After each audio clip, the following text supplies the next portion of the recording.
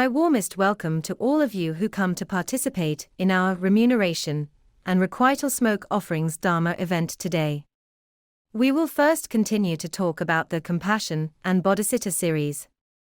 Let us give a brief summary of the previous lecture's contents, so that you can refresh your memory. Our last session was the 14th, which provided the analysis and comparison of various Dharma practice methods, and how we should choose different practice methods to increase the success rates of our Dharma practices. However, after the previous session, you will find some extended questions from the subject. These questions include: if so many different Dharma practice methods exist, will they involve different religious sects? If I choose a certain sect, will I lock myself into it and be unable to improve myself? How should a Dharma practitioner face or choose from different sects? Is it possible to merge these sects?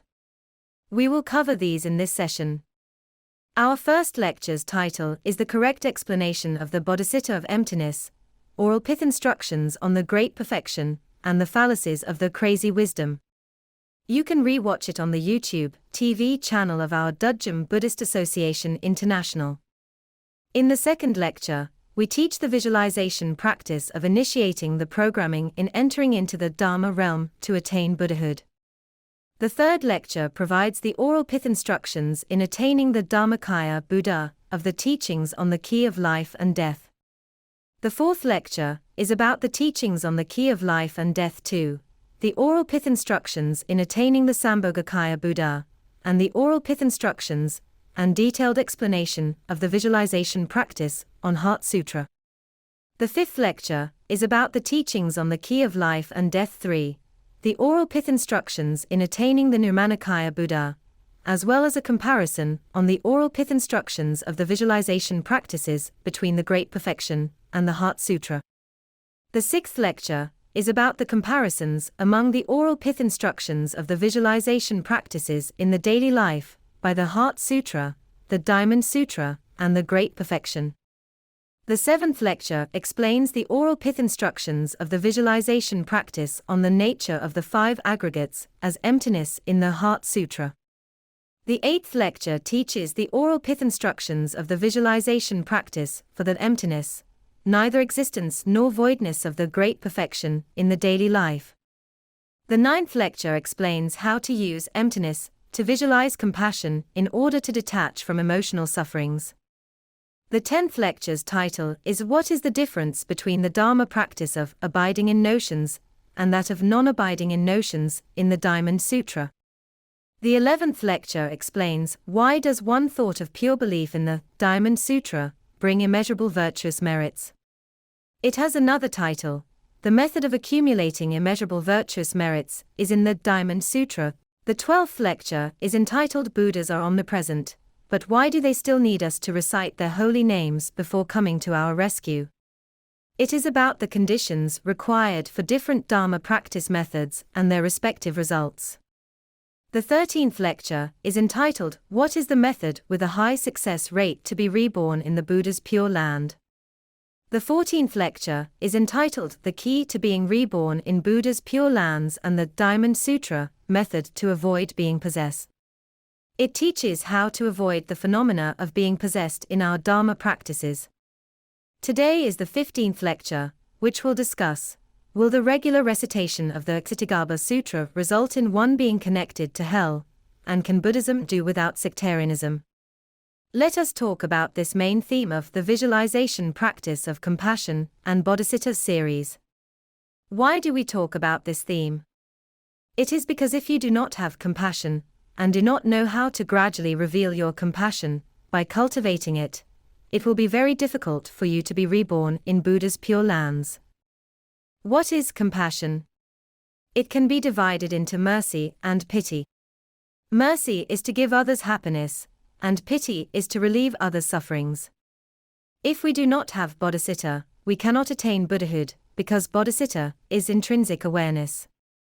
If we do not have intrinsic awareness, nor do we know how to train our intrinsic awareness, in fact, we cannot attain Buddhahood. Since intrinsic awareness is relatively abstract, it is divided into relative bodhicitta and absolute bodhicitta. If you want to start to be able to train and gradually arouse your own intrinsic awareness, you must receive the Bodhisattva precepts. You can re-watch a video lecture entitled The Essence of Bodhisattva Precepts on our YouTube TV channel. You can review the content of its explanations. Suppose we only practice the first to the fourth steps in our Dharma practices, namely, only practice compassion and relative bodhicitta. The majority of Dharma practitioners, almost 99% of them, only practice step 1 to step 4. The fifth step on how to cultivate intrinsic awareness is absent in their Dharma practices. So, you will find that their Dharma practices will be delayed for almost 2 to 3 great Asamkhya Kalpa, constantly floating and sinking in the ocean of sufferings in the cycle of karmic existence. If they get lucky, they might get out of it and be saved after 2 to 3 Asamkhya Kalpas, when they can officially and completely rescue themselves, being freed from the shackles of samsara. However, the danger is too great if we practice the holy Dharma in this way. Because you may not be able to be liberated from it, which means you will be trapped and suffer forever. And those sufferings will be beyond your imagination. Because you are in the human realm now.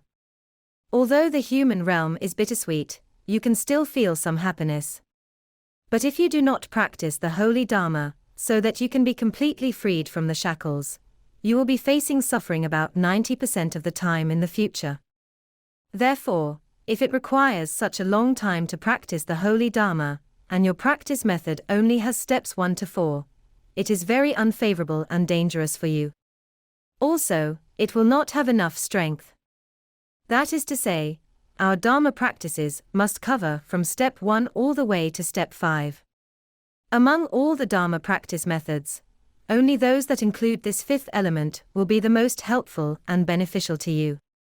In the previous episodes, from the 1st to the 14th sessions, we have described the 6 transitional periods throughout our entire life journey, 3 of which are about some situations that occur after death.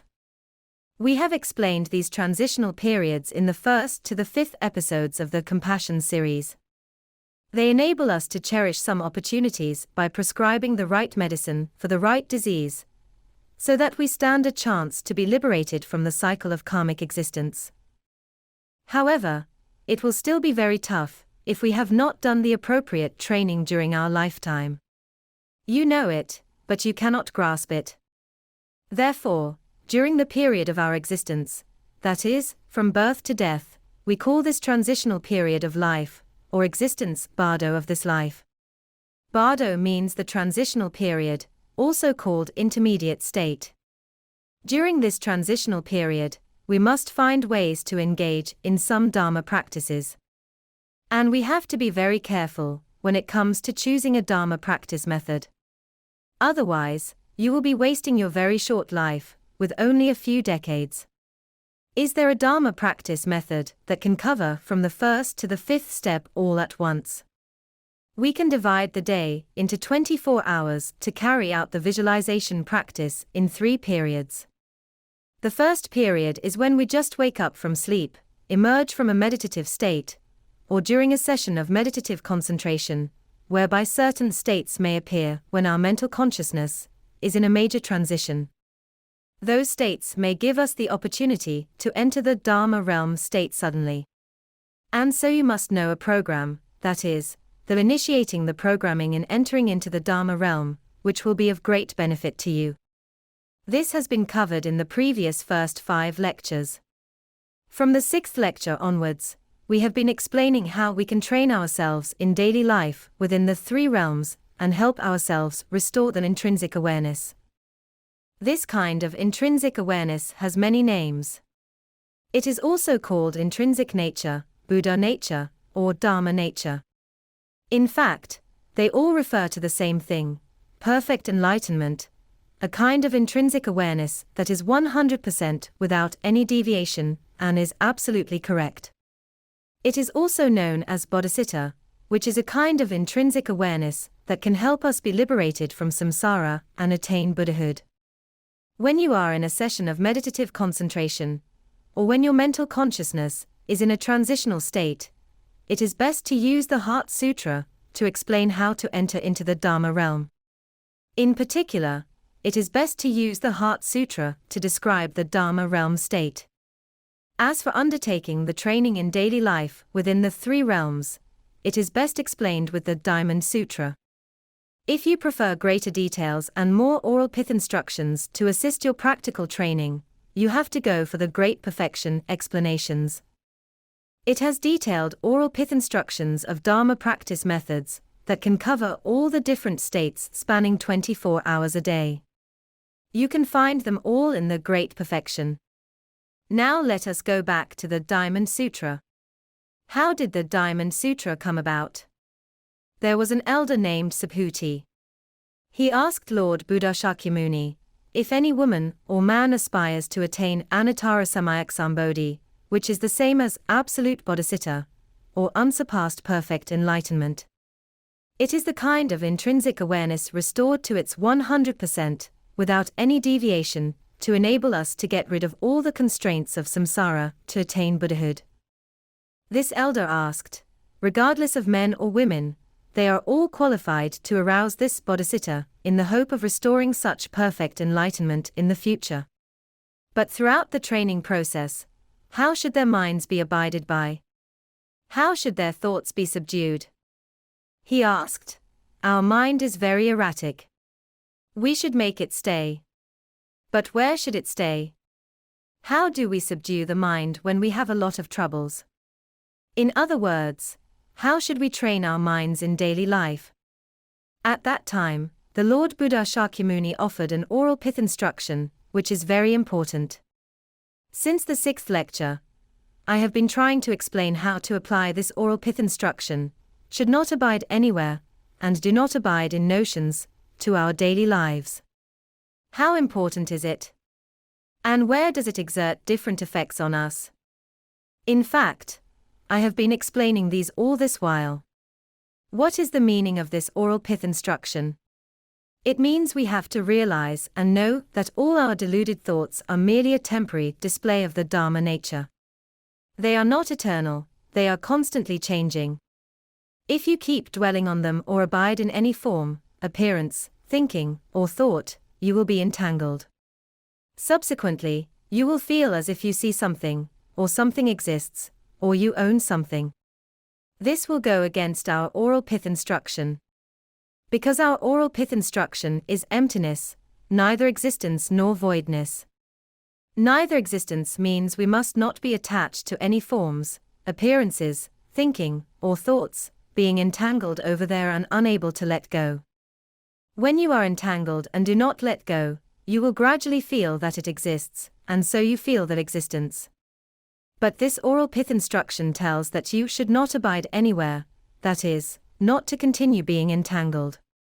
Do not abide in notions means you must not let these notions, forms, or appearances bother you, so that you can achieve one of the most crucial aspects of emptiness, neither existence. As long as you stay out of the entanglement, you can accomplish neither existence.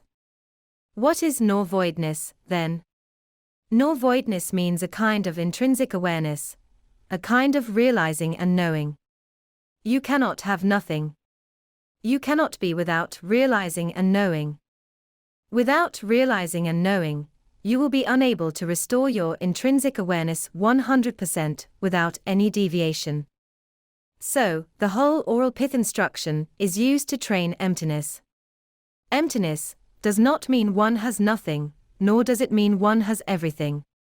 It is neither existence nor voidness. So, how can one master it? This is the key point we are about to explain. As for the explanation of Diamond Sutra, where did we get to last time? We have explained that no matter which sentence in the Diamond Sutra you come across, as long as you give rise to one thought of pure belief, what the pure belief is.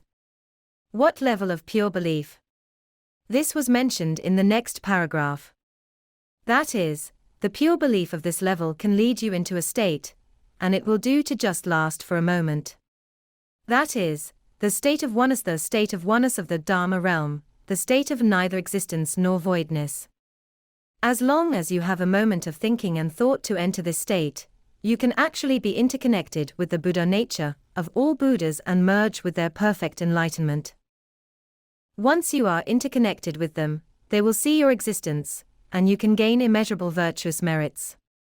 Even if you only can restore to this state for a moment, you still can have immeasurable virtuous merits.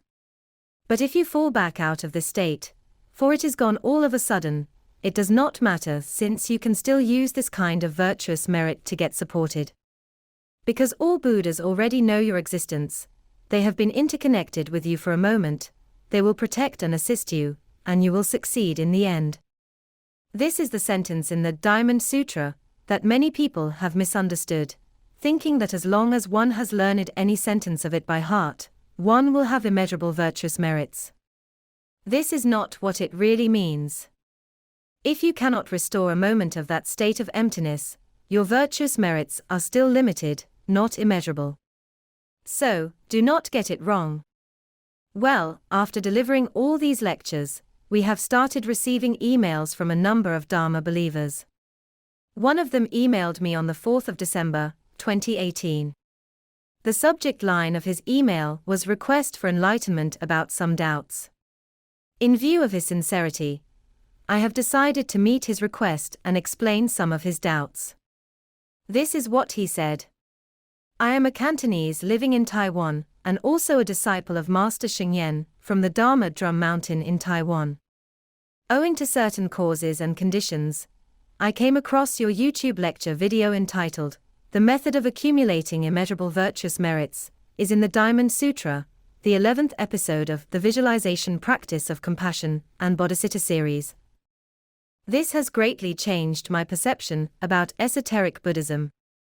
In other words, his perception of esoteric Buddhism was very different now compared to the previous one. What was his previous impression of esoteric Buddhism? It was very bad. He said that he was glad that esoteric Buddhism finally had a clear stream, that is, in his impression, the previous esoteric Buddhism was a turbid stream. He said, I hope you can carry it forward and let the Lord Buddha's original teachings stay long in the world. He said he hoped we would continue our current efforts to explain the Buddhist Holy Dharma, so that the Lord Buddha's original teachings can be kept in the world.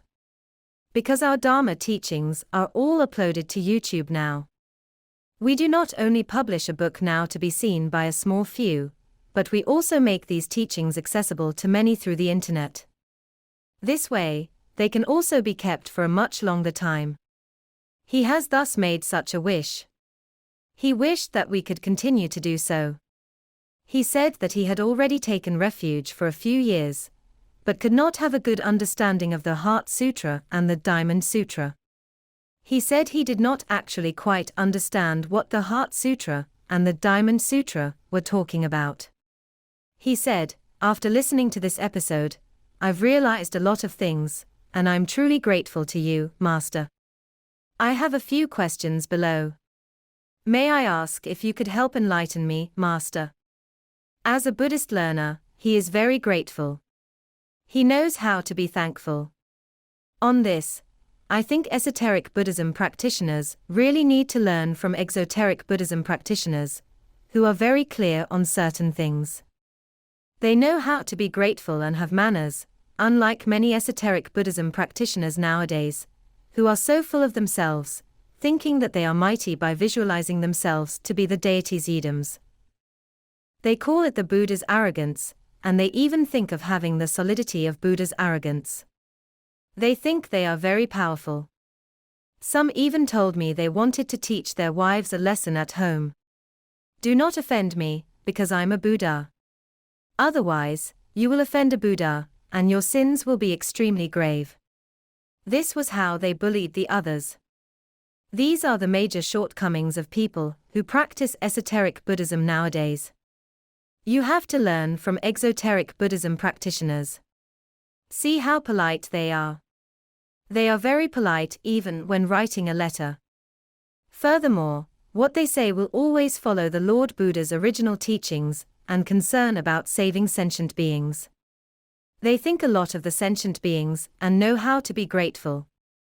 These are what the esoteric Buddhism practitioners must learn. He asked, why did Buddhism evolve into 8 sects? Why did Buddhism develop into 8 sects? In fact, there are even 10 sects in China proper. But in Tibet, Buddhism is not divided into sects this way. He said, this makes the disciples of each sect seem to have an invisible boundary. These sects seem to have separated all our Dharma practitioners, as if there is an invisible boundary. You have your sect, and I have my sect. There is no relationship between everyone. The only relationship is that everyone is practicing Buddhism. In fact, there seems to be a big invisible boundary with no connection between each other. He said, this is indeed very sad. Perhaps there are scums in every sect. He asked if the scums in these sects affected Buddhism and its sects. And why do esoteric gurus, he still has serious doubts about esoteric gurus, only pass on some important visualization methods to their disciples, but not to the general public? Have they deviated from the Lord Buddha's original intention of helping sentient beings be freed from suffering and gain happiness? They know something. They know that these things are very important, and can help many people, and sentient beings be liberated from the attractions of samsara. Since these visualization practices are so important, why do they hide them and only impart them to their own disciples? Is this a kind of selfishness? To put it in a different way, have they deviated from the Lord Buddha's original intention? The second question is, esoteric Buddhism involves visualization practices. And you say even the visualization has to be abandoned in the end. Then why not start without any visualization at the beginning and simply offer blessings to sentient beings with one thought of pure mind? Thirdly, although we have the mysteries in between lifetimes, which means that when we take rebirth after death, all the memories in our brains become subconscious and are all hidden, such that we can no longer remember things from our countless past lives. This is called the mysteries in between lifetimes. He said, it would be difficult to know whether we could learn Buddhist holy Dharma in the next life. Why must we attain Buddhahood? Why must we aim to enter the realm of oneness? Say we could enter the realm of oneness after attaining Buddhahood. After we merge into the Dharma realm, so what? What happens if we merge into it? It is the state of oneness. He questioned what the benefits were. Is it just to enjoy being free from the suffering of samsara? But what can we do for the sentient beings we care about, as well as those who have been our loved ones? What can you do for your loved ones and sentient beings once you have entered the realm of oneness and attained Buddhahood? Are you just looking to enjoy the eternal happiness of the state of oneness, without any more suffering? What can you do for sentient beings as well as your relatives and friends who have been kind to you? This is my biggest confusion. He said this was what he could not understand most. He hoped that I could explain. He signed off with the name Changjiao, presumably not his official real name, but his Dharma name. I will now explain his questions. Why did Buddhism evolve into 8 sects, while the disciples of each sect seem to have some invisible boundaries? Now let me first explain how sects are established. What are the reasons for their establishment? This is because there are many different Dharma practice methods, some of which are regarded by certain Dharma practitioners as one kind of unique practice method and used as a basis to form a sect. For example, the Pure Land school of Buddhism has only one kind of Dharma practice method, to teach people to recite Namo Buddhaya Amitabha. So, they considered this method to be unique and then created a sect based on this method. They have no other methods. Even though the Buddhist sutras do provide a little bit more methods, such as visualization practices and so on, all of them have been deleted. What is their rationale? They felt that Dharma practitioners should concentrate on a particular method in order to succeed in their Dharma practices. Only then can they stay focused. This is called going deep into one method. What does it mean? It means that if we keep focusing on using that method, the efforts used in this method will be in depth. If we keep reciting Namo Buddha Amitabha over and over again, the virtuous merits we accumulate will definitely be thick. As long as we chant a lot and chant all the time, our concentration will be significantly enhanced. If we keep focusing on this single method, we will surely be successful. This is their rationale. Secondly, they would say, no one can know all the methods. There are so many Dharma practice methods. How can we possibly learn so many of them? Each of us should use our own expertise to create a sect to propagate the holy Dharma. Some people will think that this method is good and simple, without needing to learn too much or do too many things, and their success is guaranteed. So, these people will think this method is good, and it is better to follow this sect. What would happen then? They will lock themselves in. What does locking themselves in mean? Going deep into one method is actually equal to being splintered into one method. Why is it being splintered? Because you are deceiving sentient beings. You are telling them that they do not need any other methods. Only one method is required, which is to recite Namo Buddha Amitabha diligently. The Buddhist sutras do not say so. Actually, I have already explained the exact requirements by quoting a number of Buddhist sutras in the previous sessions. If we wish to be reborn in the Buddha's pure land, even if you succeed now, you can only be reborn in the Buddha's pure land at most. Of course, some people will even exaggerate by claiming that you can also attain Buddhahood by reciting Namo Buddha Amitabha. That is totally absurd. But you may wonder, will one be reborn in the Buddha's pure land after death by simply reciting Namo Buddha Amitabha? How high is the success rate? I have said before that the Buddhist sutras made it very clear. There are many other conditions to meet. For instance, you must observe certain precepts, and you need to work with the visualization practice. You also need to have a lot of good roots, which you must not have any fewer. And it also relies on the matching of certain causes and conditions. Otherwise, you will fail. What is it called being splintered into one method? How come Buddhism was splintered? It was because of these people, who deceived sentient beings by deleting all the things in the Buddhist sutras that the practitioners of this method needed to know. They lied to those people, saying, you just need to go deep into one method. You can just keep on reciting without the need to understand anything. Ignore anything else. Just keep on reciting, and that will do.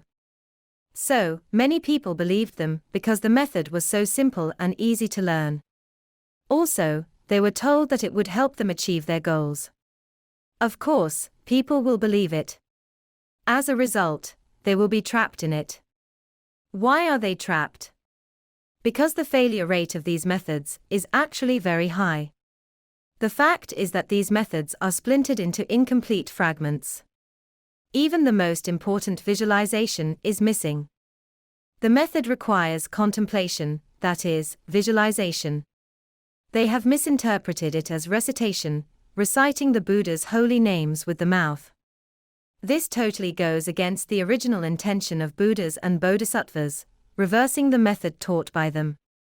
So, this is called being splintered into one method, which will result in constant deviation and distortion. This is how Buddhist holy Dharma has been distorted. Why do we say it is distorted? For all Buddhist holy Dharma, you must remember that people of different levels should use different levels of methods to practice. But after practicing the holy Dharma for a while, one will improve and advance to the next higher level. You cannot cut off their path to move to a more advanced level. Just like when we study in school, our education is not divided by sects. How is it divided? We first go to kindergarten. If we graduate, even if we only have scored 60%, we can still attend primary school. When we graduate from primary school, we then go to secondary school. When we graduate from secondary school, we can further our studies at a university, and even postgraduate school. That is, all these levels of distinction are connected to each other, and their contents are linked to each other. There is also a way, or a path for you to ascend. No one will splinter or cut it off to prevent your upward ascension.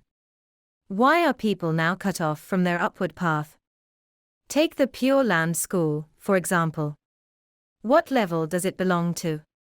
You do not need to learn anything but the recitation of Namo Buddhaya Amitabha. It is equivalent to the kindergarten level. Just like when we go to kindergarten, we are taught to recite 1, 2, 3, 4, 5, 6, 7, 8, 9, 10 as well as A, B, C, D, E, and that is it. Or it is fine to just learn how to pronounce some simple words. When one has mastered all these, their mental or intellectual levels have achieved a certain level. What would happen to these sentient beings if you cut off their paths and never allowed them to attend primary school? They would end up with poor abilities to protect themselves and make a living in the future. They would probably not even know how to calculate when they go to the market to buy groceries. In other words, if one's Dharma practice method is to recite Namo Buddhaya Amitabha, suppose we do not splinter it off, but provide sufficient information by letting them know that it must work with visualization. We teach them how to visualize and strengthen their ability to agglomerate in their minds. Once the agglomerating ability of their minds gets stronger, and their meditational power of reciting Namo Buddhaya Amitabha has also reached a certain degree of maturity, their visualization can produce a lot of changes. For example, you can teach them more advanced visualization techniques, not only visualizing the pure lands of Buddhas and Bodhisattvas, or their appearances. Because by doing so, they can only make a connection. We can even teach them to use their power of visualization to go to the Buddha's pure land directly. These are called advancement. These are called ascension, as you can ascend from primary school to secondary school, or even university. But if you cut off their paths, lock them in, and deceive them all the time by saying, there is no need for anything else. Just go deep into one method, and that's enough. No need to pay attention to anything else. Some even go so far as to claim that one can get to the Buddha's pure land by just reciting Namo Buddhaya Amitabha a few times without the need to do anything else. The sentient beings will believe it. Why will they believe it? You claim yourself to be a great master. Although they do not know how to analyze whether you are really a great master, or whether the Buddhist holy Dharma you teach really makes sense, for they do not understand it. Anyhow, they will believe it as long as everyone says you are. Consequently, they will be trapped in it, and their paths will be cut off. Therefore, the Dharma practice wisdom and development of the sentient beings will be constrained and limited. This is a major drawback of sectarianism. You cannot tell everyone who follows you to practice holy Dharma that they must not upgrade themselves, and only need to focus on one single method. This will only do them harm. But what are the benefits of sectarianism? There are many benefits, so sectarianism will always be there. These people who establish their own sects will be honored as the Grand Masters of the generation, and their names will remain famous for thousands of years. Who established this sect in the first place? Who claimed one could succeed in their Dharma practices, or even attain Buddhahood by simply reciting Namo Buddhaya Amitabha? So, others would think these people were incredible and truly the Grand Masters of the generation. One can already pull it off with such a simple method. It appeared that the Lord Buddha Shakyamuni's teachings were superfluous. He preached so many sutras and taught so many methods. It turns out that everything could be accomplished with one method.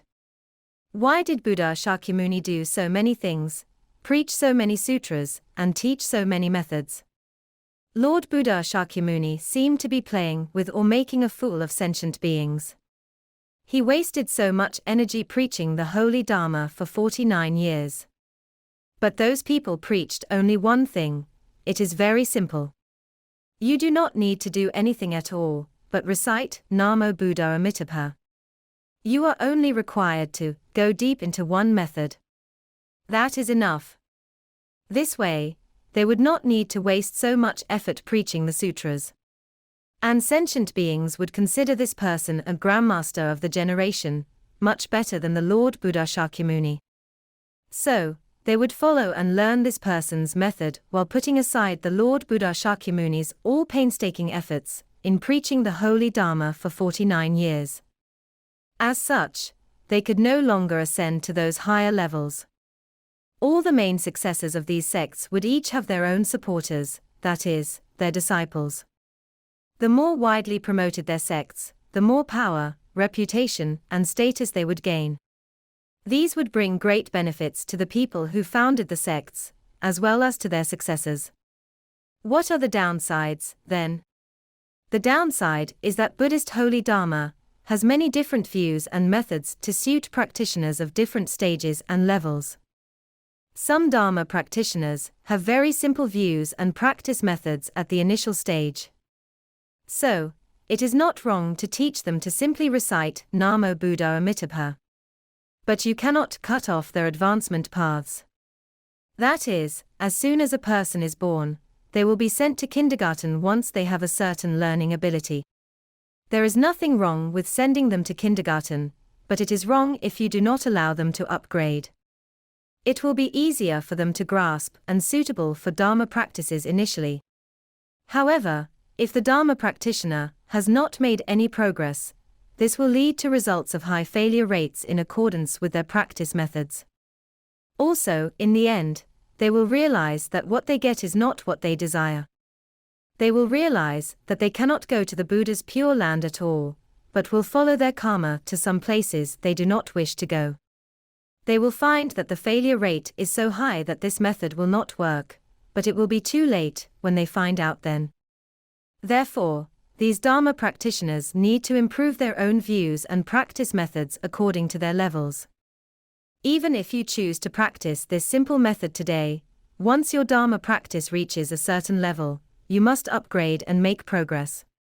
Otherwise, the failure rate will be very high. But because of the restrictions imposed by these sects, they cannot break through these boundaries, thereby terminating their progress in Dharma practice. They have no choice but to take rebirths many times more before they have the opportunity to break through these boundaries. Why would they have an opportunity in the end? They have to gradually accumulate virtuous merits until when it is sufficient, and there is finally someone telling them that they can upgrade. The truth is that you do not need to be limited to this method. The failure rate of this method is very high. Now that you know a little more and have better meditational power, you must upgrade. Finally, someone will tell them the need to upgrade, and then they can break the boundaries. Fourthly, each sect has built its own walls between one another.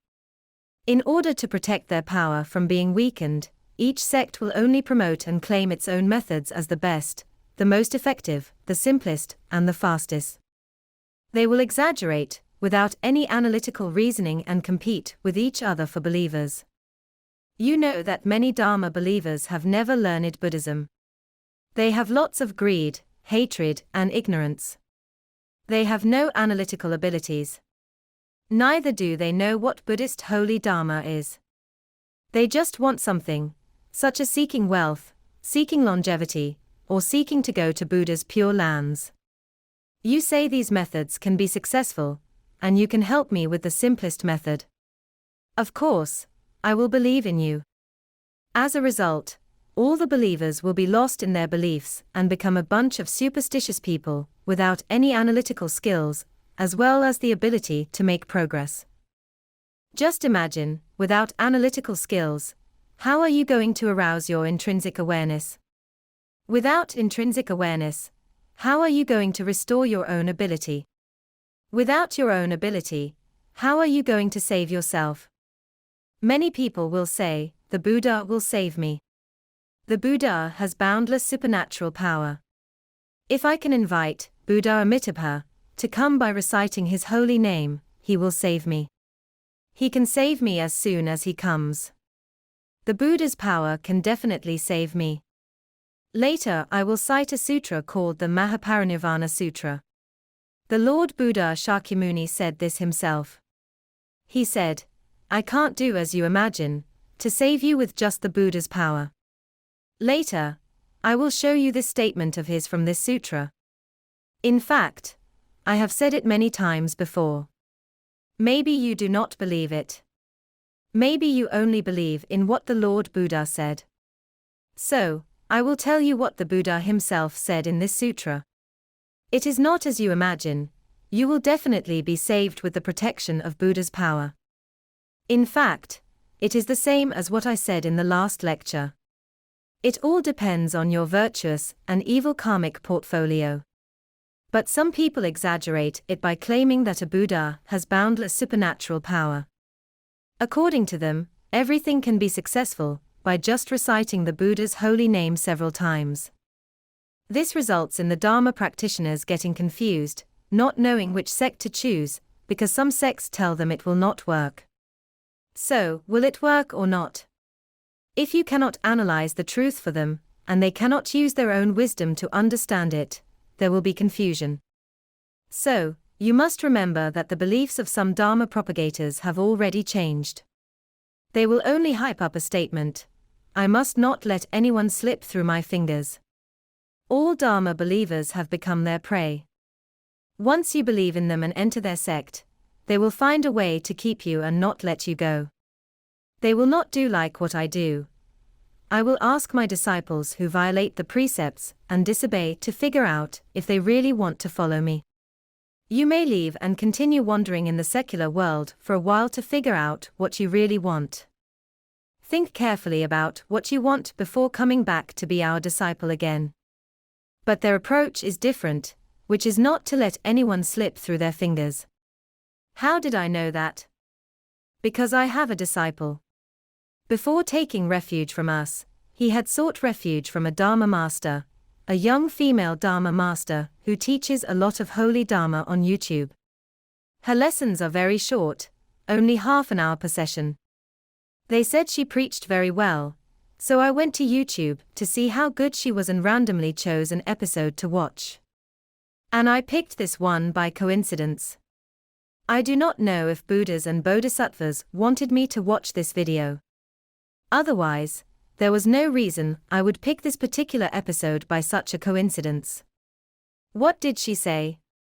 She said, "If anyone comes to believe in us, we can't let any of them slip through our fingers. If you do this or that, you will let one slip away. This must not be allowed." I wondered why she, as a Dharma propagator, would have become so narrow-minded that she would not allow people to upgrade. Every believer has become her prey, and is not allowed to leave once coming to her sect. Why can you not let them go once they have achieved a certain level, and let them choose what they want according to their level? And what is more, which sect does she belong to? The Pure Land School. That would be miserable. You are at the kindergarten level, and will not let go of anyone caught, so all those people can never upgrade. You even exaggerate about this on YouTube, claiming how powerful you are and you will not let anyone slip through your fingers. This means that the mentality of those Dharma propagators has wholly changed. It is no longer for the purpose of saving sentient beings. What has it become? Their purpose is that they will not let you go once you have been caught. You will always belong to them.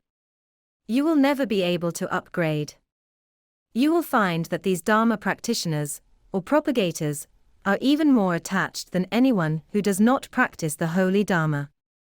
I find that now some people, especially those following such people in their Dharma practices, the more they practice the worse and more attached they become. It turns out that they regard sentient beings as prey. So, how do we choose the right sect? First of all, please think it through. What is the true meaning of practicing Buddhism? There are different goals. Different goals have different methods of Dharma practice. Let us have a look carefully. Some people seek longevity, power, career, wealth, or academic success. Some people seek not to fall into the 3 lower realms. They are okay with it as long as they do not have to go to the realms of hells, hungry ghosts, and animals. Some people are not okay with it and insist on being reborn in the Buddha's pure lands, so that they can be carefree and happily practice the holy Dharma in the realm of heavens. Some people would like to be liberated from the cycle of karmic existence to get rid of this traction completely without the need to continue taking rebirths. Some people wish to attain Buddhahood. I can tell you that if your request belongs to the first kind, seeking longevity and worldly stuff, this is not Buddhism. Buddhism is not about all these. Suppose we use some unique Dharma practice methods to achieve this goal. Some use many special methods, such as changing destiny, fortune-telling by face and palm reading, setting up feng shui formations, or some tantric Dharma practice methods to alter their fate. Whichever method they use, they have only one requirement, which is to achieve this goal.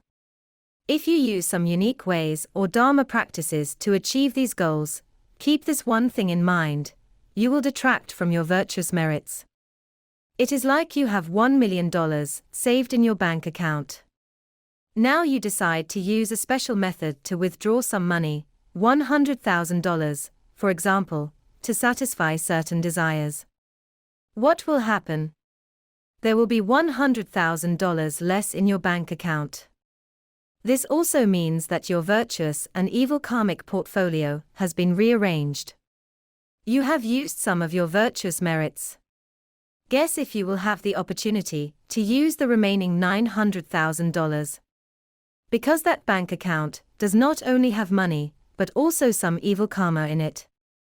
If the evil karma comes out first, you will need to wait a long time before you can use the $900,000. What will happen then? You will encounter many disasters. Subsequently, you will suffer from the entanglement with evil karma due to overdrawing your virtuous merits. In other words, what method should you use to achieve your goals? There is only one method. You can only use the method of planting virtuous karma to achieve these goals. But as you said, the retributions of planting virtuous karma in this life may only appear in future lives. But what if I want to live a long, prosperous, and healthy life in this life? Suppose you want me to plant virtuous karma, and I have to plant a huge cause for the virtuous karma to be retributed in this life. If that is the case, it is not worth it. I have heard that other people's methods can be really fast. All I need to do to achieve my desire is set up a feng shui formation, do some wacky stuff, or even raise a ghost child. For example, I want this boyfriend to only like me now. So, I am going to raise a ghost child to make him obsessed with me. These are not Dharma practice methods. We call them some special methods that violate great taboos. They will make things worse. In the future, this person's retributions will be further messed up. Because not only has she pulled out some of her virtuous karma, but she has also added some evil karma to her portfolio. If you only take out some virtuous karma without adding anything in, your virtuous and evil karmic portfolio will not be altered terribly. But if you raise ghost children, you are dealing with people from the ghost realm. Then you owe some favors to people from the ghost realm, but not from the human realm. What would happen then? Can those ghosts really help you? Of course not. They just pull out some virtuous karma from your virtuous and evil karmic portfolio to meet your requirements, and then they add some evil karma to it. That is, the evil karma of your being connected with the ghost realm is added to your portfolio. One out, one in, virtuous karma taken out and evil karma added in. Imagine how serious things will be, and you will really be miserable in the future. So, you must remember not to use these methods. Suppose you say, "No, I only wish not to fall into the 3 lower realms." But this is not Buddhism, either. What is Buddhism? What does the word Buddha in Buddhism mean? It means enlightenment and intrinsic awareness. Buddha means enlightenment.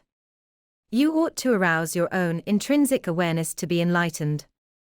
What are the benefits of enlightenment? After being enlightened, you can restore your great ability. What are the benefits of having great ability? The great ability enables you to enter the state of oneness, a state of eternity where there will never be pain. You will no longer continue suffering because of the pull of karma from some of your past behaviors. But why do we say it is not Buddhism? If you use some special Dharma practice methods to achieve these goals, it will also reduce your virtuous retributions. For example, you are originally meant to be reborn in the realm of hungry ghosts in the next life. But you do not want that and insist on being reborn in the human realm, or above instead.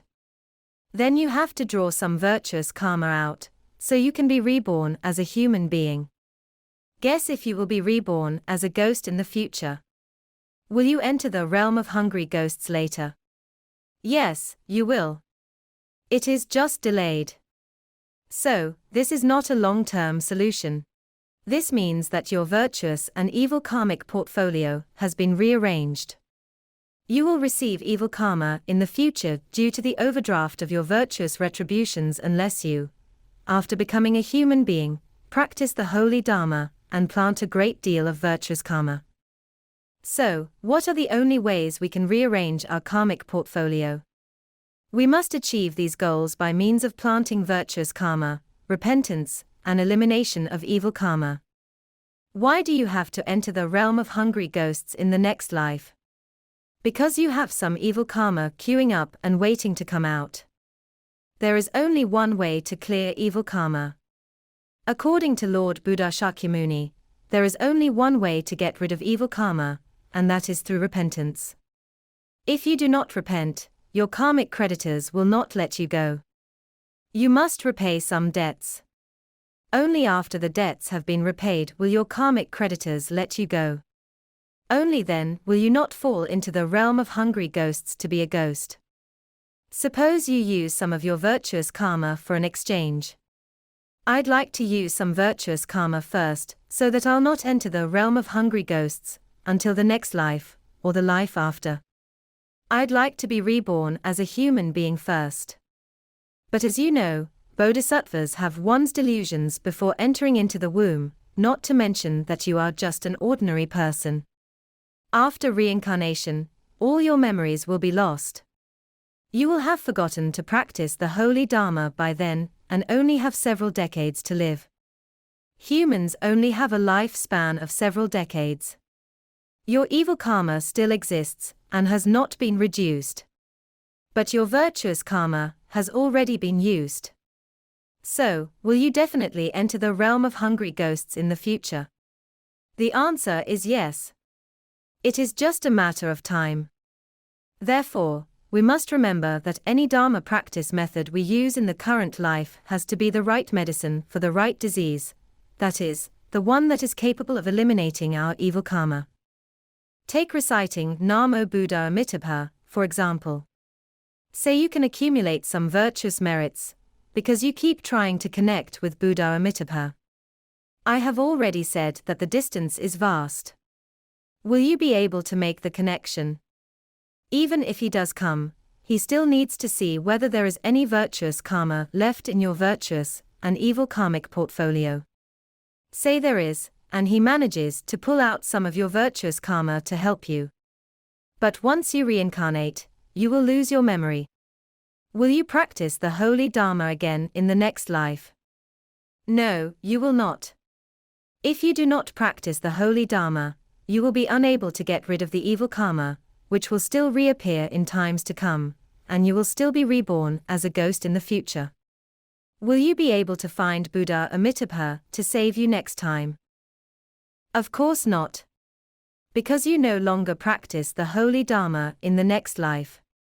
One will not come across Buddhism in every life, and know how to practice the holy Dharma. This will not be the case. All of this is possible only if your kindergarten approach does work. Otherwise, it is even more impossible. In other words, we must upgrade our Dharma practice method. You cannot just focus on one single method and stick to it, only reciting Namo Buddha Amitabha. You must learn how to repent. There are many different ways of repentance, as I have said before. There is a huge difference between repentance complemented with visualization and mere recitation of the verses of repentance. That is, whether the strength is sufficient is also crucial. Some evil karma is grave, a large part of which will remain if you do not use a powerful enough method to eliminate it.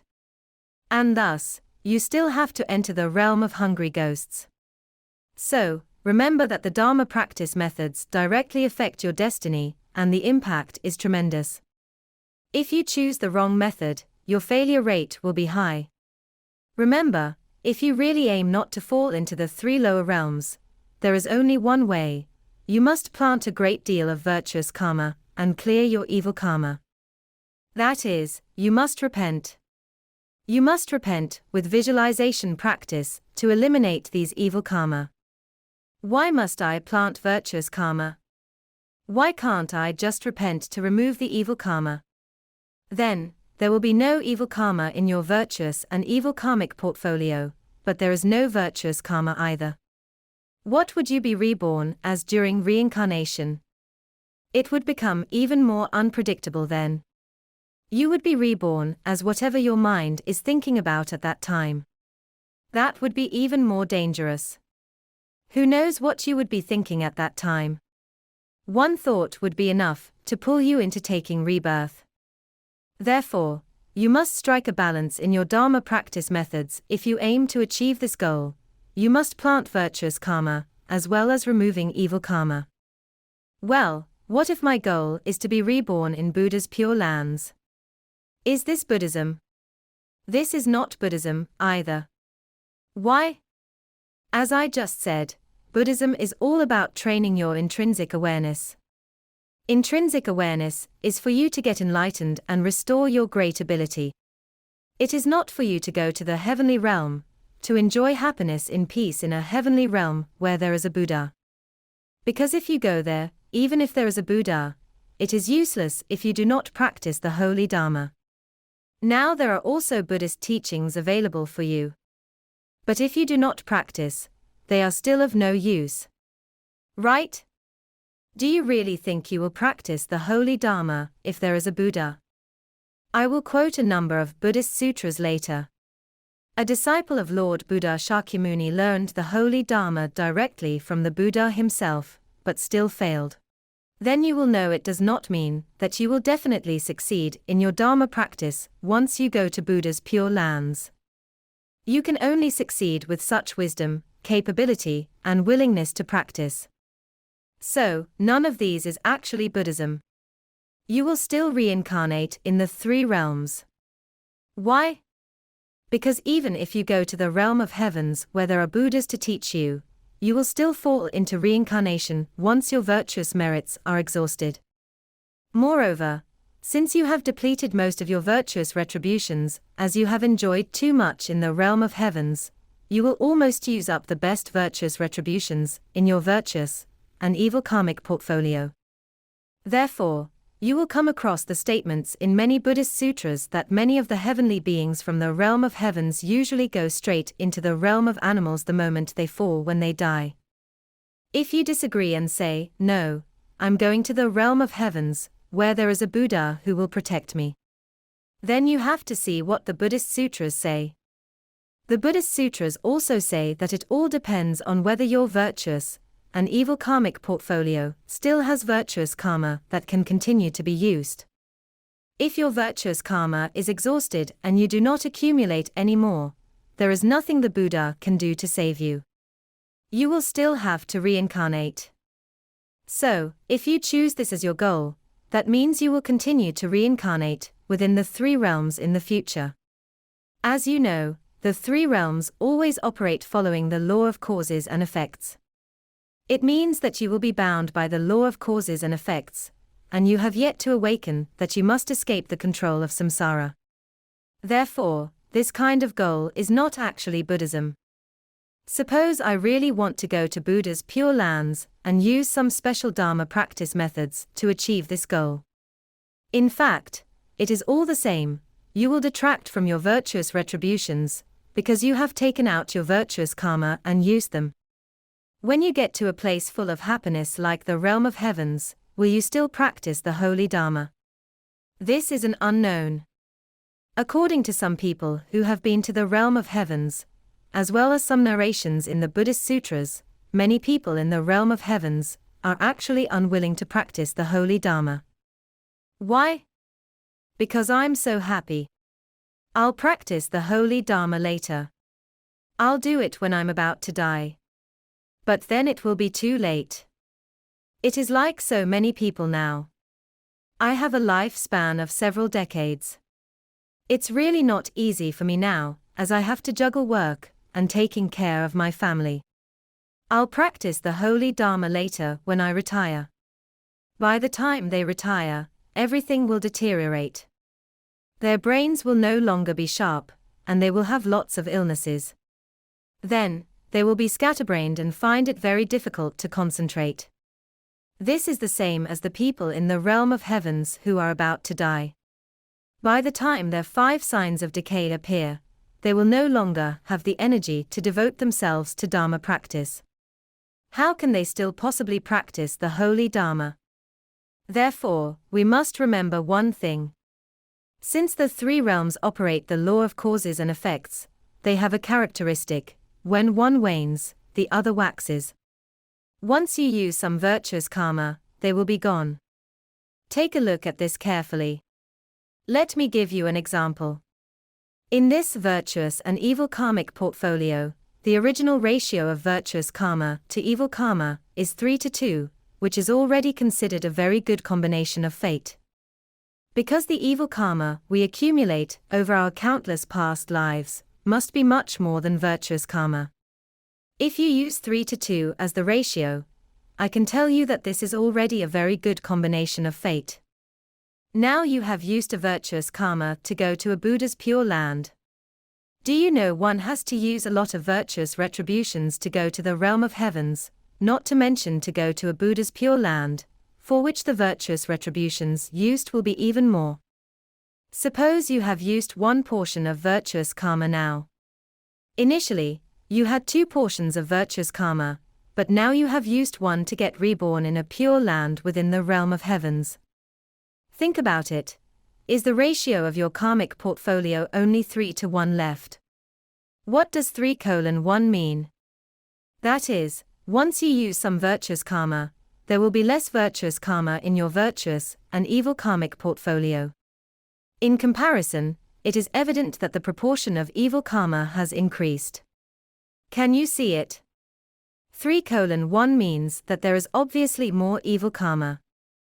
What are the consequences if there is more evil karma? That means it is more likely that evil karma will appear first, while virtuous karma will be even more delayed until the end. So, must you not replenish your virtuous karma through Dharma practice as soon as possible? But the question is, will you practice the holy Dharma once you get to the realm of heavens? According to the Buddhist sutras, as well as the experience of some Dharma practitioners who have been to the realm of heavens and seen the phenomena at that time, this is unlikely. Because it is full of happiness there, one would surely enjoy happiness first, would they not? So, these time gaps are the key. If you replenish too slowly or too little, you will be knocked down by evil karma. In other words, if you go to the realm of heavens, yet you do not practice the holy Dharma, and only do so when you are about to die, there will be too little you can replenish, because you will not make it in time. What would happen to you then? You would be pulled by your evil karma into lower rebirth in some bad places. Think about it. What would be your chances of returning to the Pure Land within the realm of heavens once you have fallen from there? The chances would be even lower than when the ratio was 3:2 before. This is because you have depleted your virtuous retributions. Therefore, if we wish to go to Buddha's Pure Lands, but use the wrong method, it means that our virtuous and evil karmic portfolio will be rearranged and our virtuous retributions will be overdrawn. As a result, we will be troubled by evil karma. So, what are the only methods we can use if we want to go to Buddha's Pure Lands?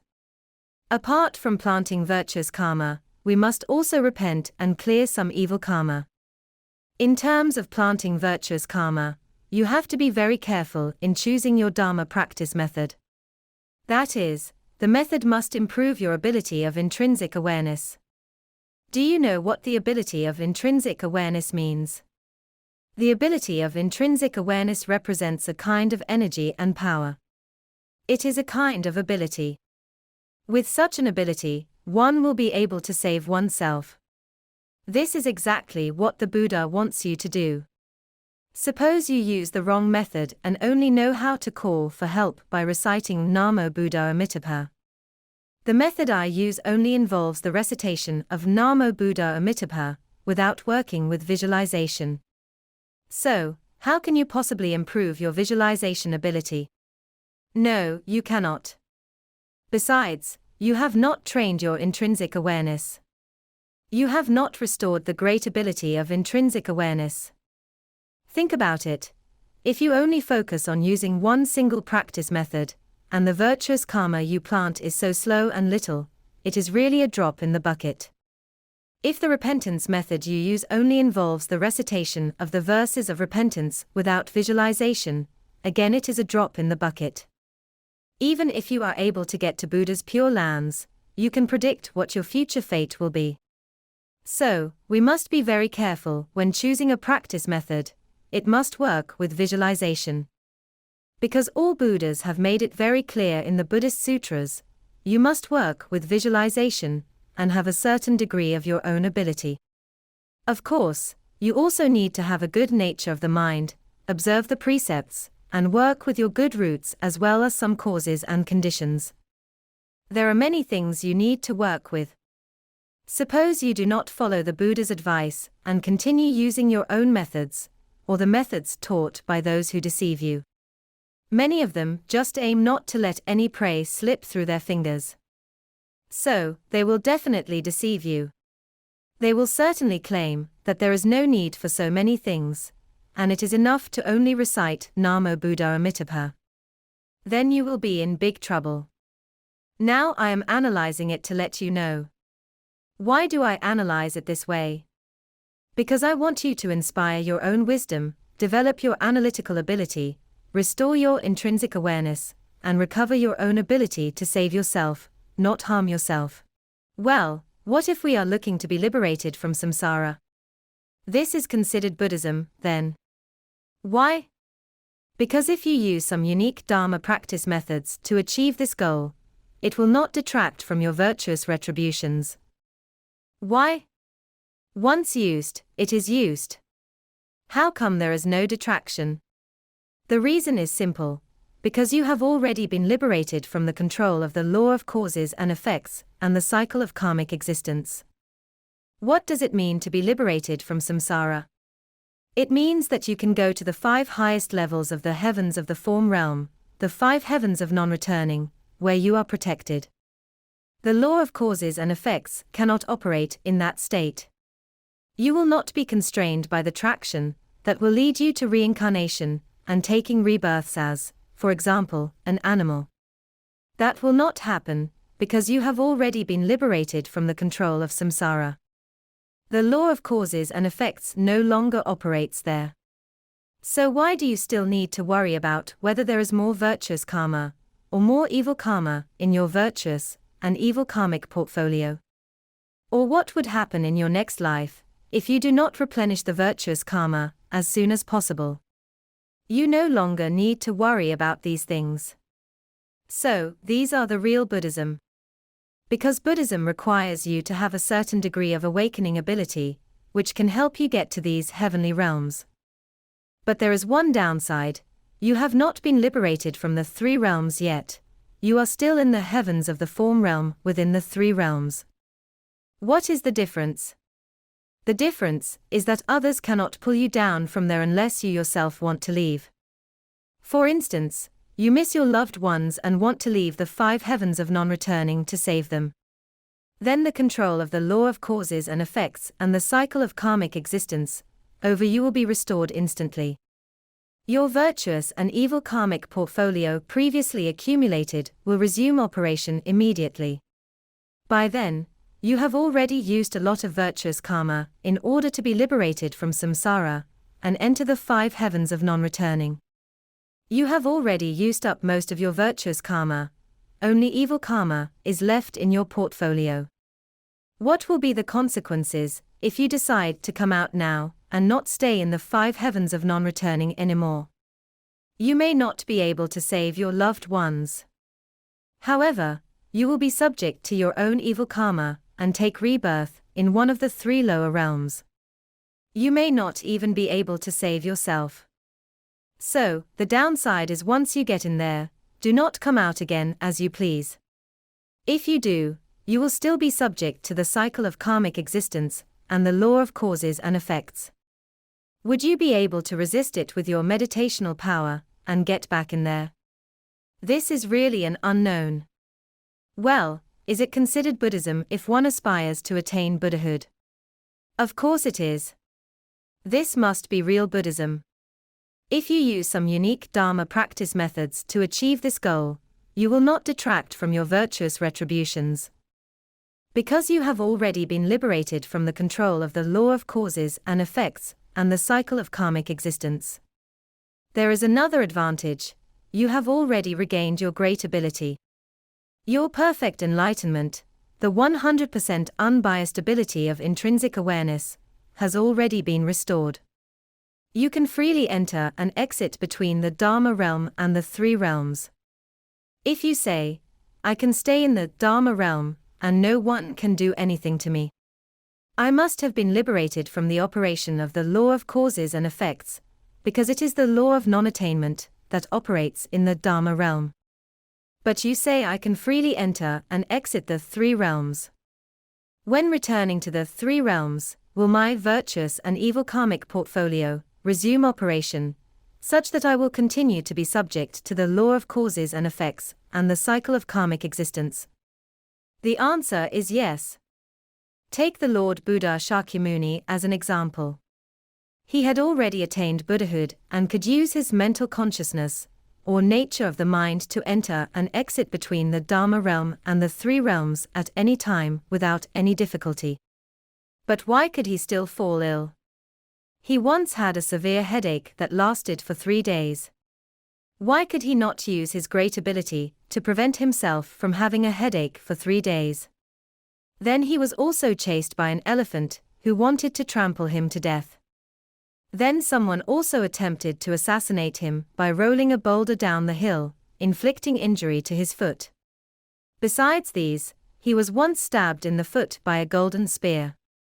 Why did he still get all these retributions? And why did he later ingest some poisonous mushrooms offered by his disciple, causing him to suffer from dysentery and almost die? Why did all these happen? The answer has already been told. The answer is that although you have already attained Buddhahood, and you can enter into the Dharma realm and come out to the 3 realms at any time. But once you are in the 3 realms, your virtuous and evil karmic portfolio will resume operation, because the 3 realms run the law of causes and effects. Only in the Dharma realm can you escape the traction of the cycle of karmic existence and the operation of the law of causes and effects. If you come out again, needless to say, you will definitely be constrained. Even the Buddha himself was constrained by the law of causes and effects and his own virtuous and evil karmic portfolio. Do you think you will be subject to the same constraints? The answer is yes. Yet you keep saying all day long that you will be fine as long as you manage to call out to the Buddha to come to save you. Are you too naive? Are you not being deceived by others? The Buddha never deceived you. I will show you later the sutras told by him. He clearly told you that it was impossible.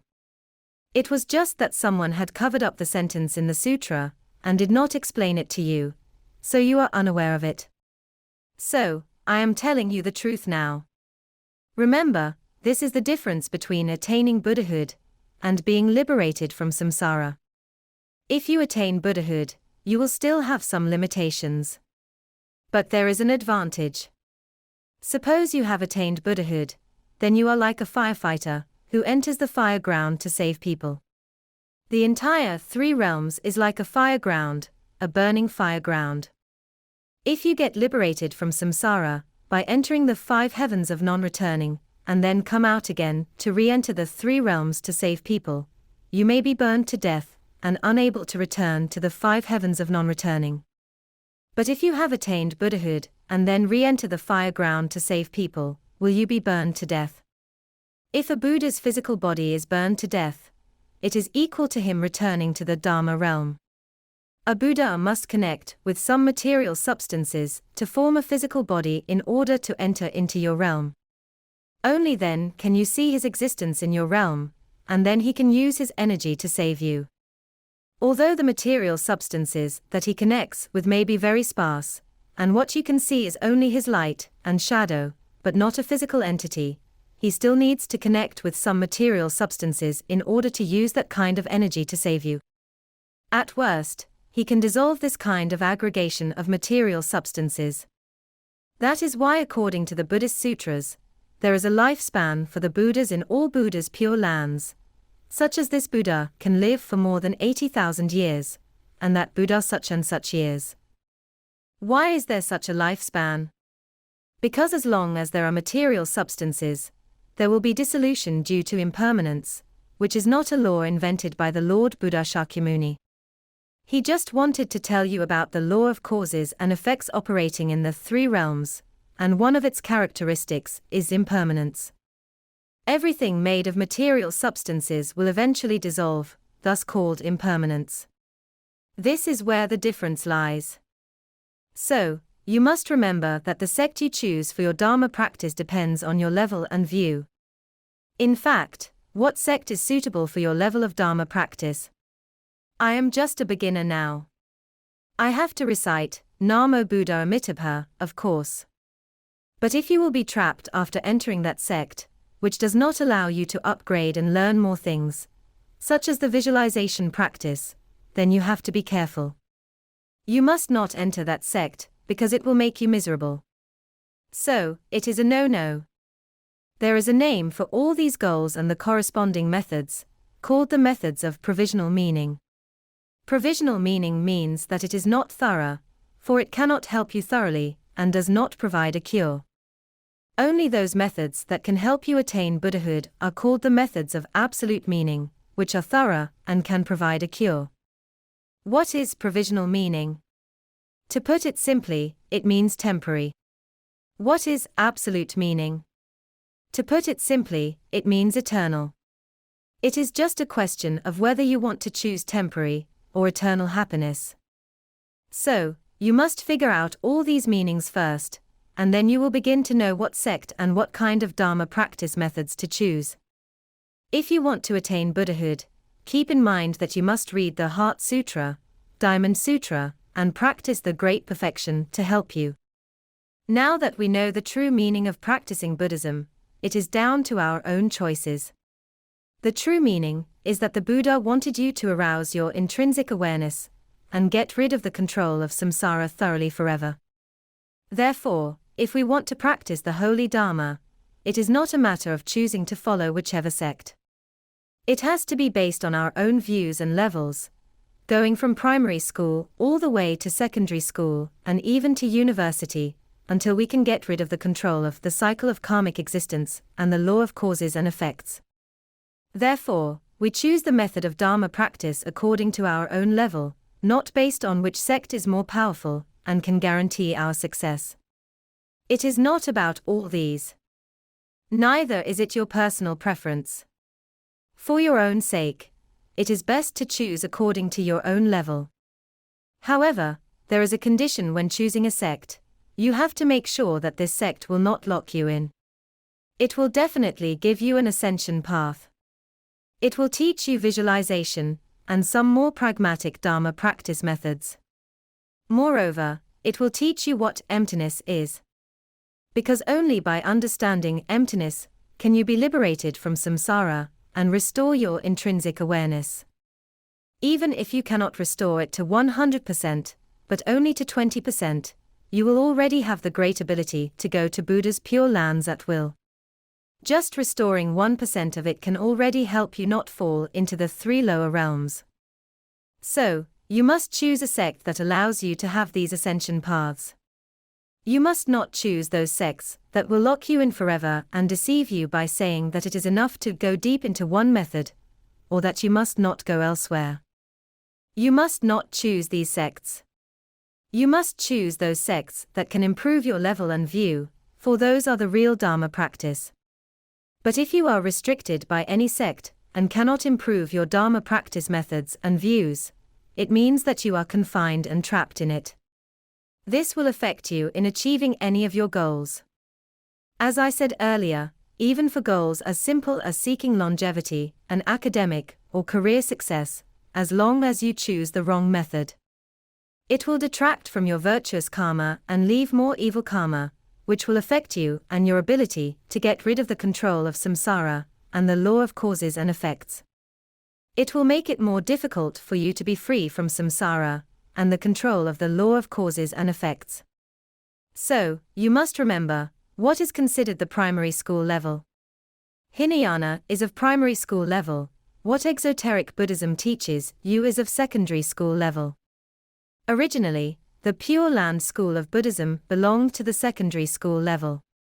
But later, they dropped the visualization part of their practice. Then, they told anyone who followed them to learn the Pure Land school that they only needed to recite Namo Buddhaya Amitabha with their mouths, and the visualization part was removed. As such, their sect has been downgraded from secondary school to kindergarten level, because its teachings have been oversimplified and later even been reduced to only needing to recite the holy names a few times. They even removed all the necessary precepts, good roots, and other conditions, such as the matching of causes and conditions, and meditational power. With all these being removed, it has thus been downgraded from the secondary school level to the kindergarten level. What is the basis for deciding whether a sect is of primary school level or secondary school level? In addition to your level of aspiration, it also depends on the method taught.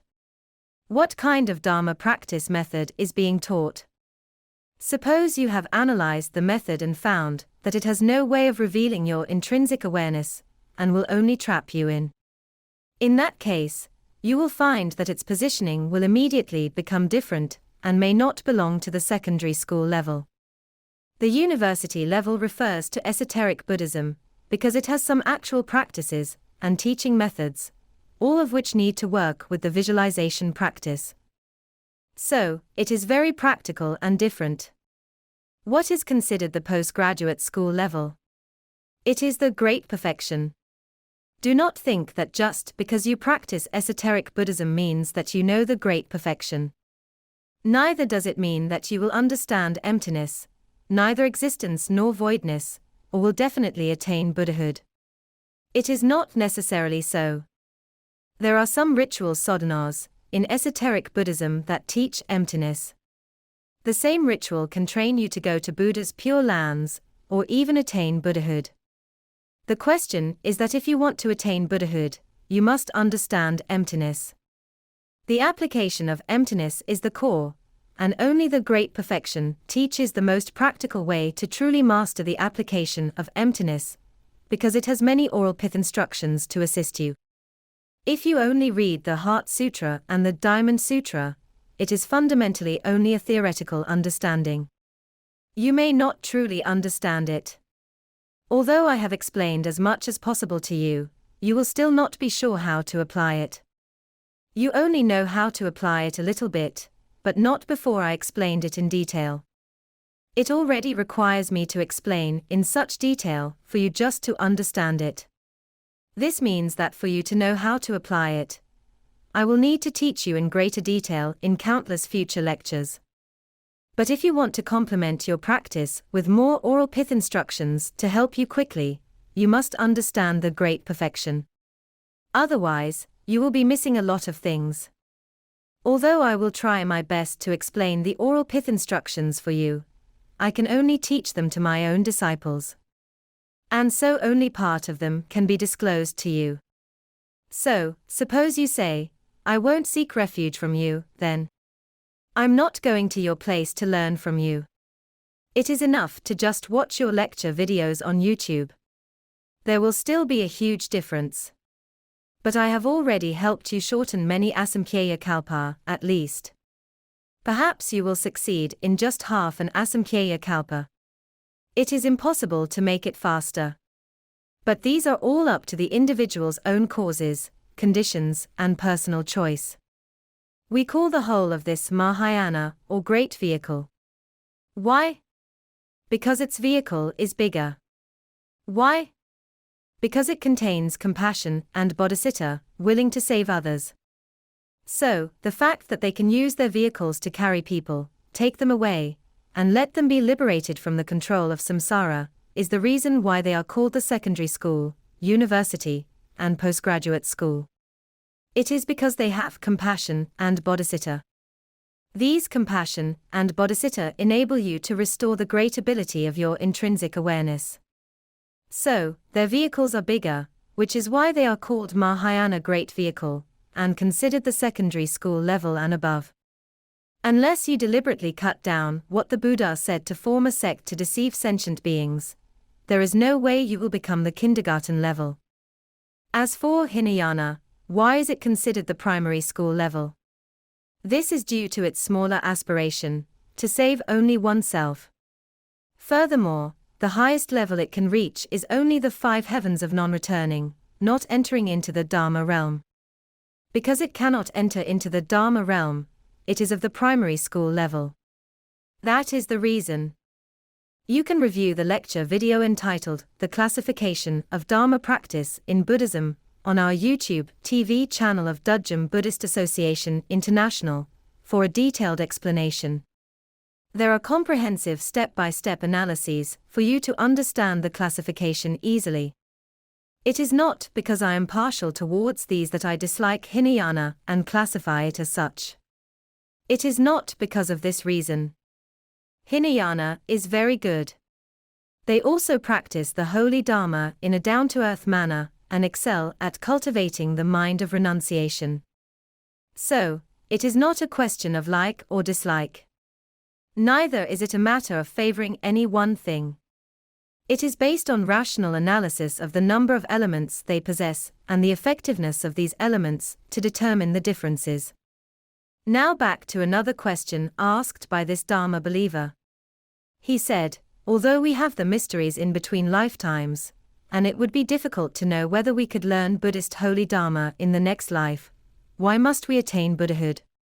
Why must we aim to enter the realm of oneness? Say we could enter the realm of oneness after attaining Buddhahood. After we merge into the Dharma realm, so what? Is it just to enjoy being free from the suffering of samsara? But what can we do for the sentient beings we care about, as well as those who have been our loved ones? He said this was a big confusion for him, and he hoped I could enlighten him. I will explain it now. Any Dharma practice method that cannot make one get rid of the control of samsara and the law of causes and effects is actually not real Buddhism. I have explained it earlier. It is impossible to make one achieve the level of awakening. It turns out that the method does not arouse the intrinsic awareness of others, which means that you will continue to indulge in the samsara within the 3 realms. Such methods are not Buddhism, nor are they an outright rescue. If you cannot even rescue yourself, how can you talk about saving your loved ones and other sentient beings? This is simply a fantasy, an idea that deceives oneself as well as others. Let us now talk about what we explained a little bit earlier. What is the difference between the realm of oneness, the Dharma realm, the 5 heavens of non-returning, where one can be liberated from samsara, and the 3 realms we are staying in now? If the realm of oneness, the Dharma realm, can restore your great ability, as I said earlier, the benefit is that you can enjoy eternal happiness.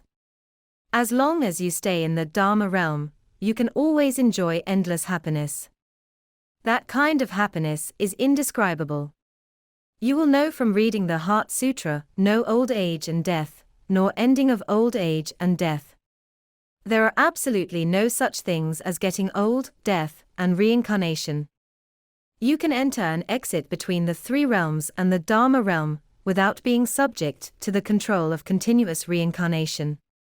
Even if you return to the three realms to save people and accidentally burn yourself to death, you can still enter the Dharma realm. You can use your utmost ability to rescue sentient beings according to their virtuous and evil karmic portfolios. If you do not practice the holy Dharma well, do not assume that you have the ability to save people. I already said that saving people depends on whether the person has any virtuous karma that can be mobilized from their virtuous and evil karmic portfolios to be used. Assuming that you are terrific now and have achieved some accomplishments in your Dharma practice, what you can do at best is only explain some Buddhist holy Dharma to others. Do you have the ability to mobilize their virtuous and evil karmic portfolios? Do you have the ability to teach them some Dharma practice methods to mobilize their virtuous and evil karmic portfolios? You do not even know such a simple and basic method. Yet you still argue with me. I don't want to attain Buddhahood. I don't want to enter the realm of oneness. I don't need the great ability. I just want to stay in the three realms to save sentient beings. I want to do something for my relatives. They are sick now. I want to take care of them. They have nothing to eat. I want to make money and work to support them. All these are only temporary. But can you help them get rid of some pain? If they really are about to die, can you make them not go to a lower realm after death, but be reborn in the realm of heavens instead? You say, yes, I will keep chanting the Buddhist sutras and dedicate the merits to them. Then they will make it. But can your Dharma practice method and the way of chanting the Buddhist sutras quickly accumulate merits? Do you know how to work with visualization?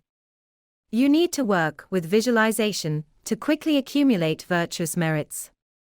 If not, it will take a long time to accumulate by only reciting Namo Buddhaya Amitabha. I think your beloved one will be already dead before you have enough time to accumulate enough merits for them to be reborn in a better place.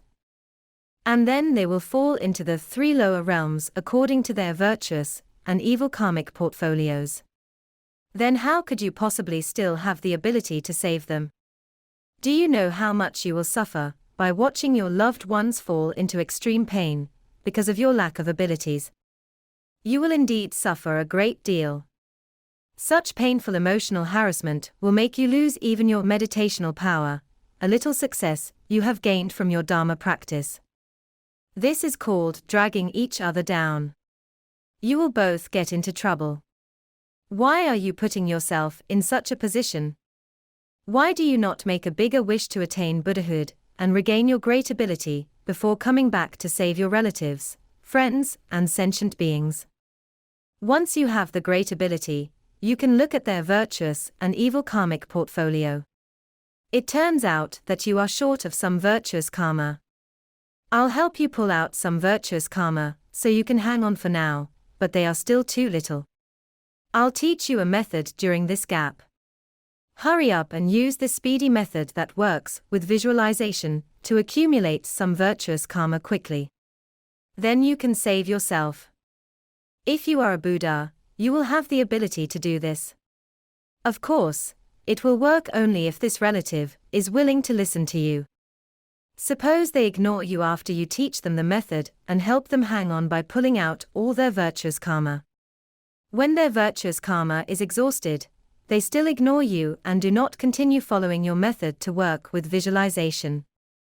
They are still reciting their Namo Buddhaya Amitabha, or even not reciting at all.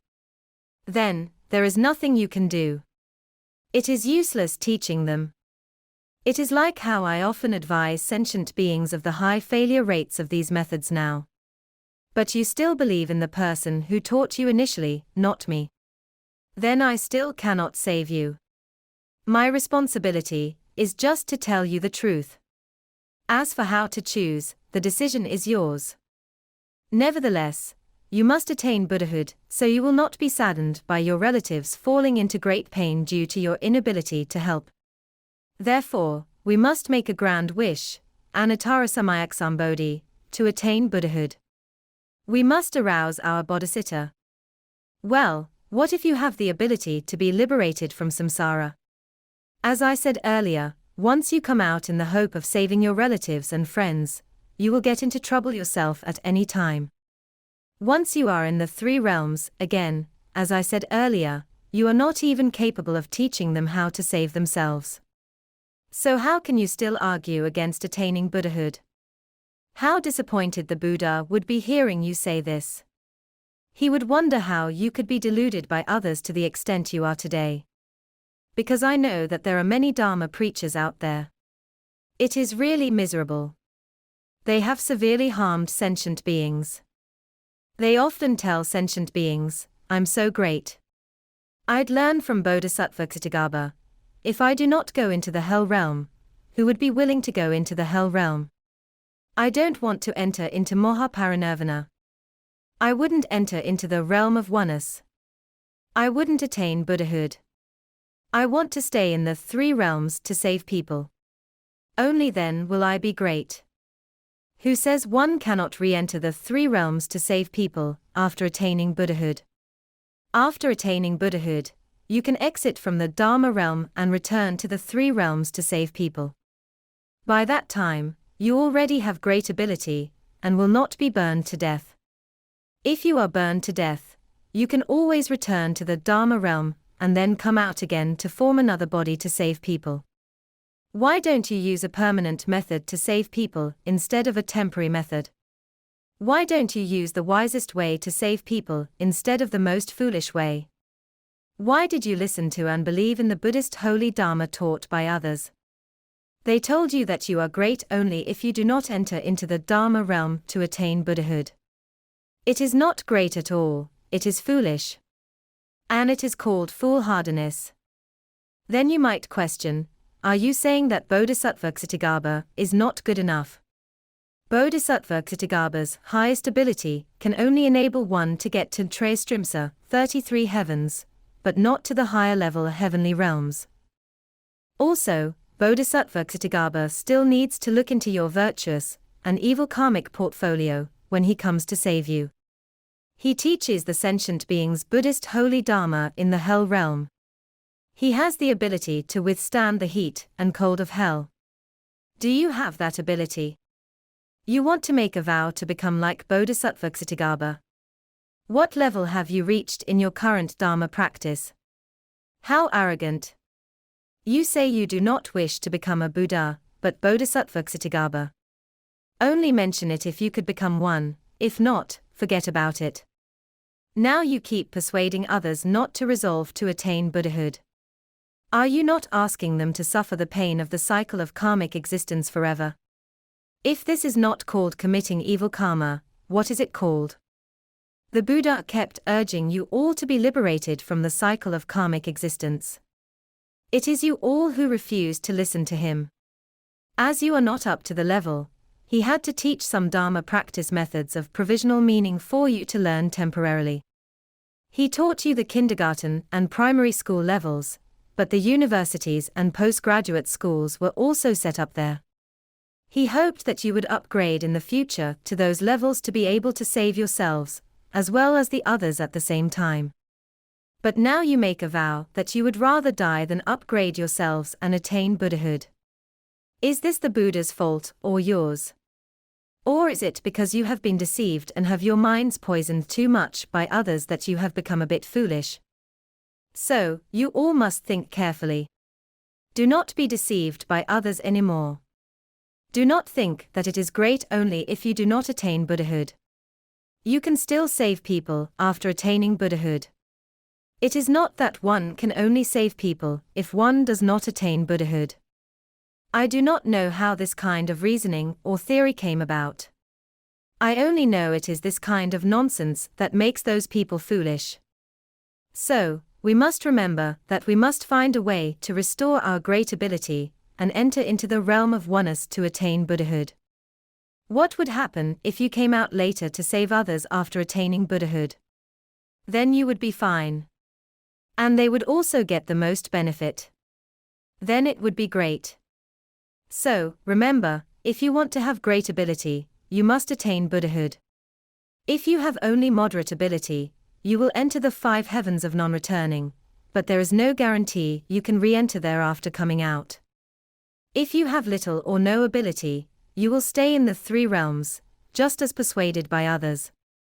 Even though it sounds great to do so, in fact, you have no wisdom at all. And you cannot achieve what you want. So, remember, wisdom is very important. How Buddhist holy Dharma is taught is very important. A tiny lapse can lead to a huge mistake. Just a little bit of wrong teaching will take a heavy toll on a great deal of sentient beings. So, you must use your own analytical ability to analyze whether what I am saying now is right. Read more Buddhist sutras and see clearly what the Buddha said. Do not be foolhardy and think that you are great. He then asked, why do esoteric gurus only pass on some important visualization methods to their disciples, but not to the general public? Have they deviated from the Lord Buddha's original intention of helping sentient beings be freed from suffering and gain happiness? The disciples who have taken refuge will have obedience and belonging attributes in their nature of the mind, so it is easier to teach them. They will not take too much of their guru's extremely limited energy and efforts. You must know that your guru's body is also a physical structure. The Lord Buddha already told us that it is the law of causes and effects that operates in this world. Your guru will also get ill. He or she would not be able to hold on for long if working too hard. They would collapse, they would fall sick. They are subject to the control of the law of causes and effects. There is a limit to the support and endurance of their physical bodies. There are only 24 hours a day, which they cannot make into infinite time. In other words, their energy, physical strength, and the painstaking efforts they can make are all limited. As a guru, he or she must use wisdom to make full use of his or her limited energy, physical strength, and painstaking efforts to save more sentient beings. They cannot be foolhardy like you and swear, well, I'm so great. Are you in trouble now? Okay. I will use all my energy to save you alone. They will find a way to save as many people as possible. Suppose I teach some people, but they do not seek refuge from me nor make a wish to listen to me and follow my teachings to practice the holy Dharma. Why should I still teach them? I would rather use my energy and efforts on teaching those who will definitely listen to me. I've taken refuge from you. I now swear to you that I'll definitely practice the Dharma methods you teach me at home. I'll conduct myself following your rules. I'll observe the precepts you pass on to me. Once they have taken refuge from you and made such an oath, you then have the responsibility to teach them, and so you should dedicate your limited energy and efforts to teaching these people. You might ask, are you tantric gurus being selfish? I cannot criticize others, as I do not know them. I can only speak for myself. I have already tried my best to put all the things I can teach you on YouTube. Do you know who did all the editing work for those lecture videos? Do you think all I do now is make a PowerPoint presentation for you? I have to look into so many Buddhist sutras and try my best to convey their meanings by analyzing and structuring the lectures, so as to make you understand them better. Do you think that these are the only efforts I have made? When I go home after delivering today's lecture, I still have to take my time to slowly edit the content of my current teaching and then upload it on YouTube. I have to put such a great deal of painstaking effort and hard work into it. What do I do all this for? It is all about getting the most results with the least effort. I hope to help those who have not taken refuge out there not to be deceived by others who talk nonsense about Buddhism.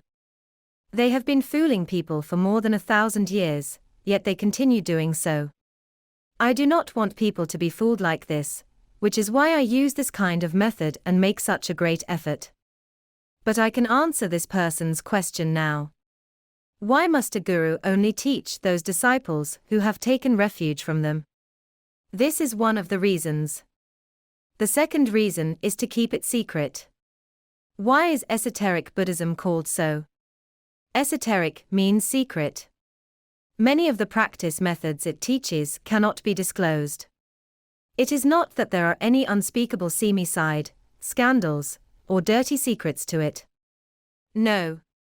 The fact is that I am now teaching you the escape routes in order to avoid being chased and intercepted by your karmic creditors when something happens to you in the future.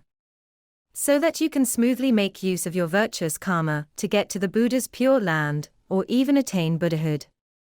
I am teaching you these methods now.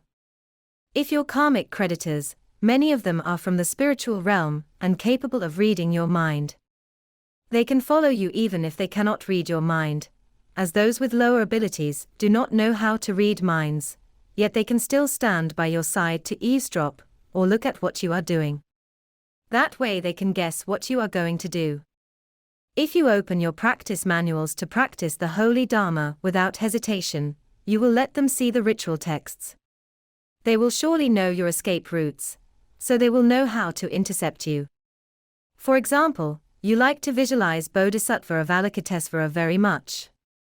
When you die in the future, they will visualize themselves as Bodhisattva Avalokitesvara while in the spiritual realm.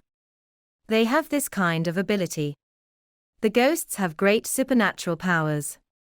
They can turn themselves into the appearance of Bodhisattva Avalokitesvara and stand in front of you to pick you up.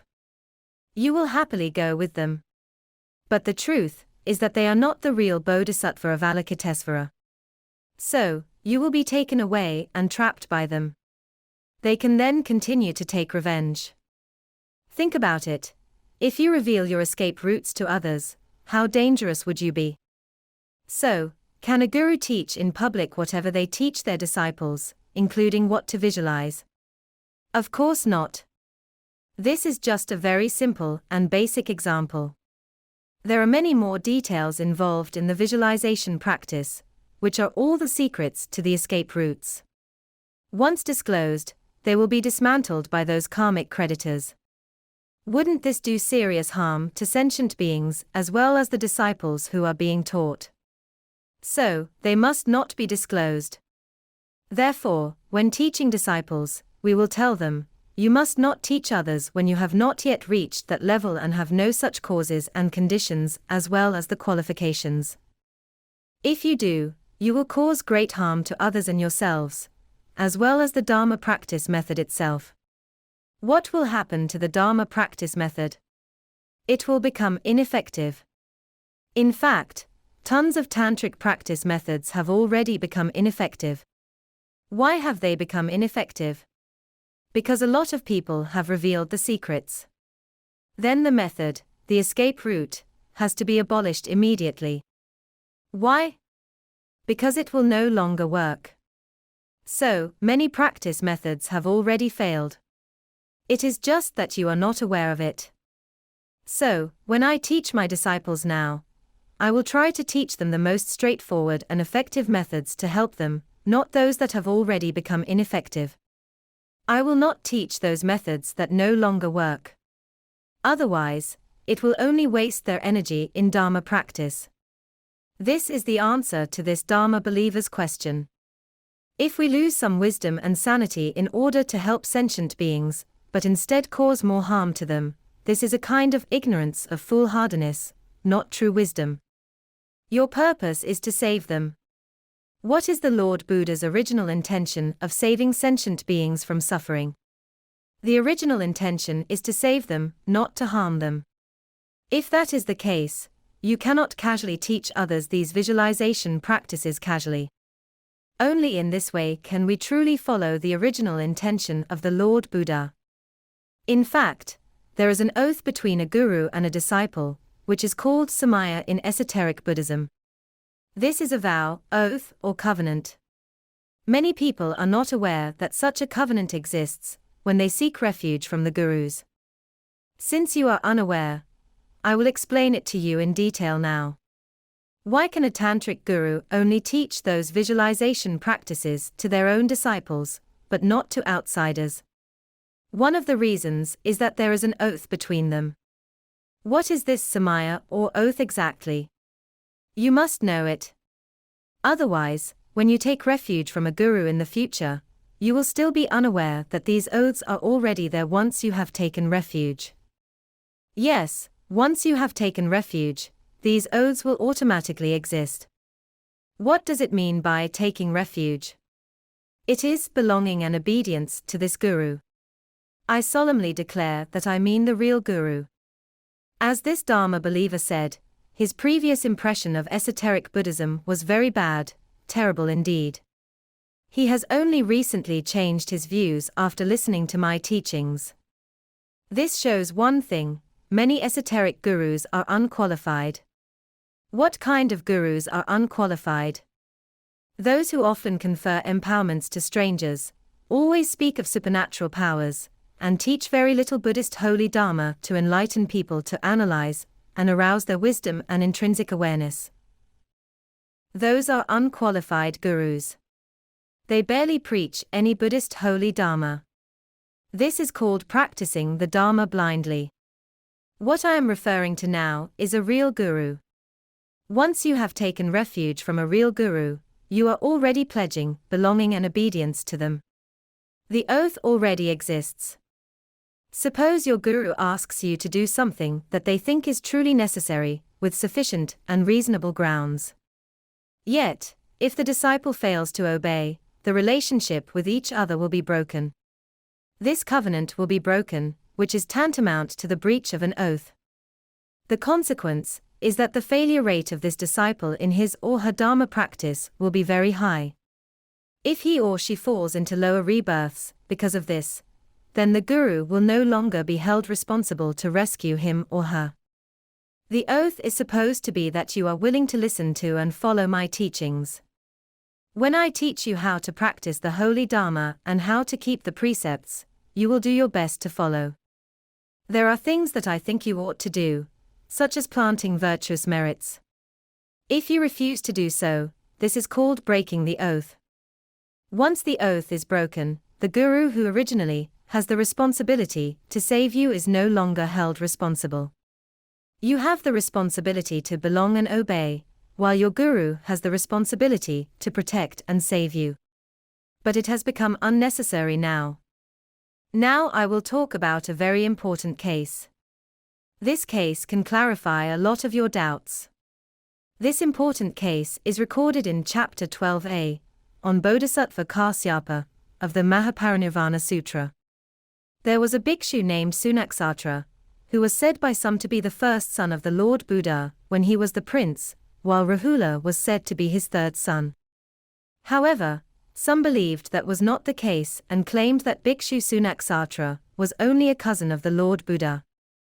Regardless of which statement is true, it tells one fact: who was bhikshu Sunaksatra? He was a relative of the Lord Buddha Shakyamuni. Later, he became Lord Buddha's attendant for 24 years and practiced the holy Dharma until he gained the fourth dhyana. What is the fourth dhyana? I have mentioned this to you before. There are 18 levels within the heavens of the form realm. These 18 levels are divided into first dhyana, second dhyana, third dhyana, and fourth dhyana. The fourth dhyana is already the highest. Do you know the 5 heavens of non-returning, where one can be liberated from the cycle of karmic existence, are indeed the 5 highest levels within the fourth dhyana heavens? Do you know that they are very far away from us? You must have an exceptionally high level of meditational power to be able to enter the fourth dhyana instantly from the human realm. In other words, there should be no doubt that you can be liberated from the cycle of karmic existence. There will be no problem at all with that unless you retrogress. As I said before, as long as you are not yet in the 5 heavens of non-returning, and you are still in the 3 realms, or if you are already in the 5 heavens of non-returning, but then come out again, because of missing your relatives, there is a chance that you might not be able to return to the 5 heavens of non-returning. I have said this before. This case refers to such a matter. Bhikshu Sunaksatra could have entered the 5 heavens of non-returning. With his meditational power, he could have entered the fourth dhyana heaven, or even the 5 heavens of non-returning. But why did he fail and end up in hell? It is exactly like what I have said. Suppose you are still not dead yet, and your physical body is still in a place other than the 5 heavens of non-returning. As long as you have yet to formally enter the 5 heavens of non-returning, still outside of the 5 heavens of non-returning, even if you have had such a high level of meditational power that allows you to enter that place previously, it is possible that you may not be able to re-enter there. Ever since Bhikshu Sunaksatra was able to enter the 4th dhyana heaven, he became so full of himself and felt, Lord Buddha, you say you have 32 signs of perfection, but we who can enter the 4th dhyana heaven don't have. Only the Buddha has these signs. But I can already enter the 4th dhyana now. Because for Hinayana practitioners, being able to enter the 4th dhyana is already considered the highest level. This is according to the Mahaparinirvana Sutra. Many people came to demand an explanation from the Lord Buddha at that time. Why did they question the Lord Buddha? Because the case of Bhikshu Sunaksatra caused quite a stir at the time. They were very scared, which was why they questioned the Lord Buddha. Bhikshu Sunaksatra was your relative, and followed you for 24 years. He practiced the holy Dharma to such a high level that he could already enter the 4th dhyana. Why did you later say that he had fallen into hell?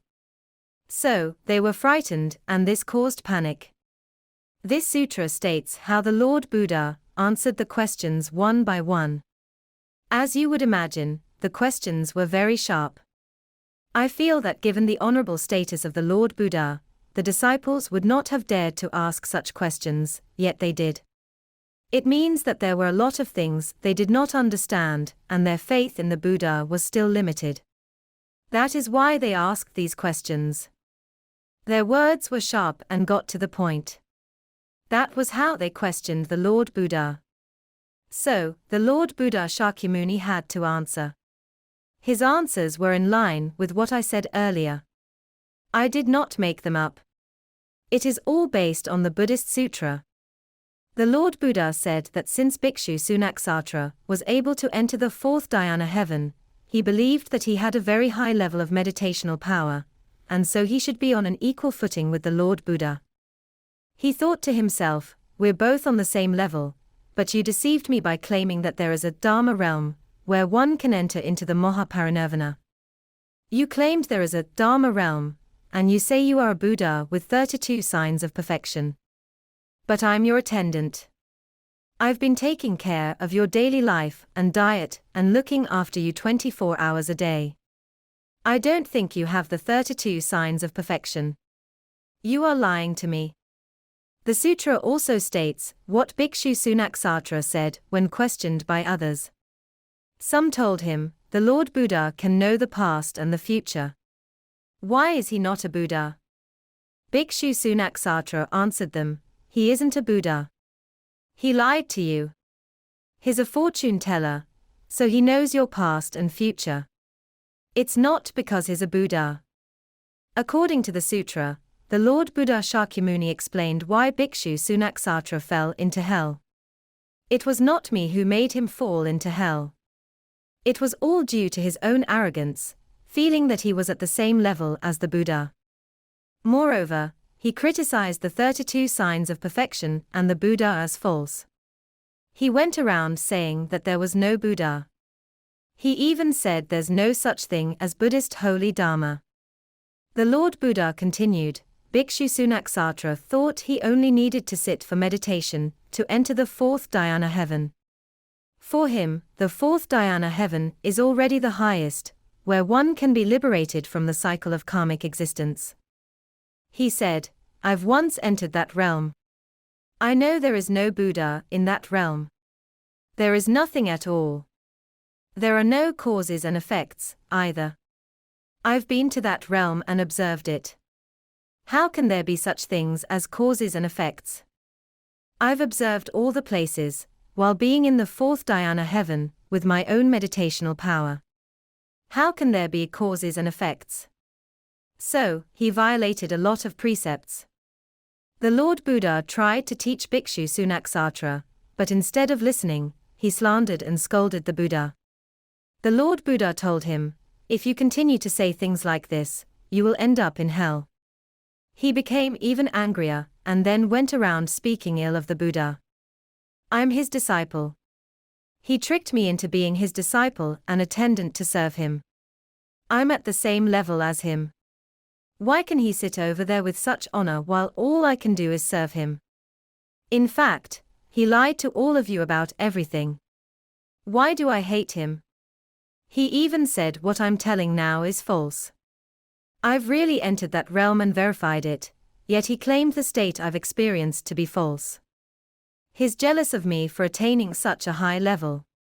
He even slandered me by saying that I'd fall into hell in the future.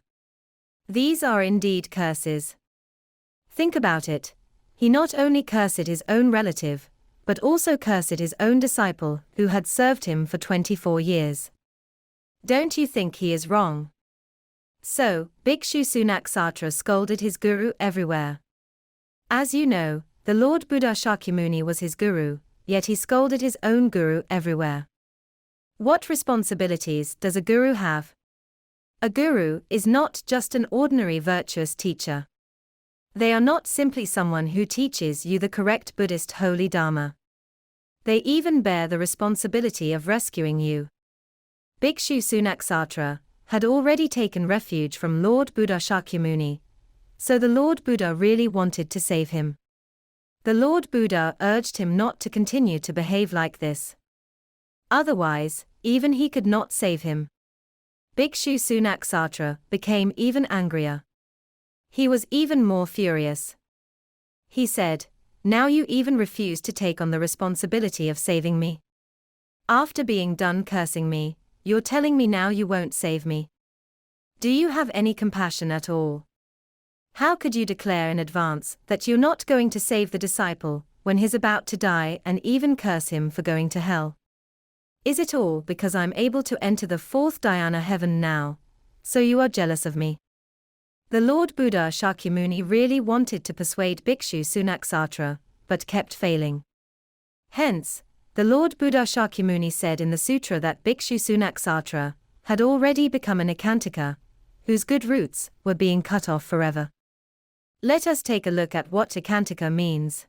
Yi, which has the same pronunciation as one in Chinese, does not refer to the number one but to greed and desires. Do not get it wrong.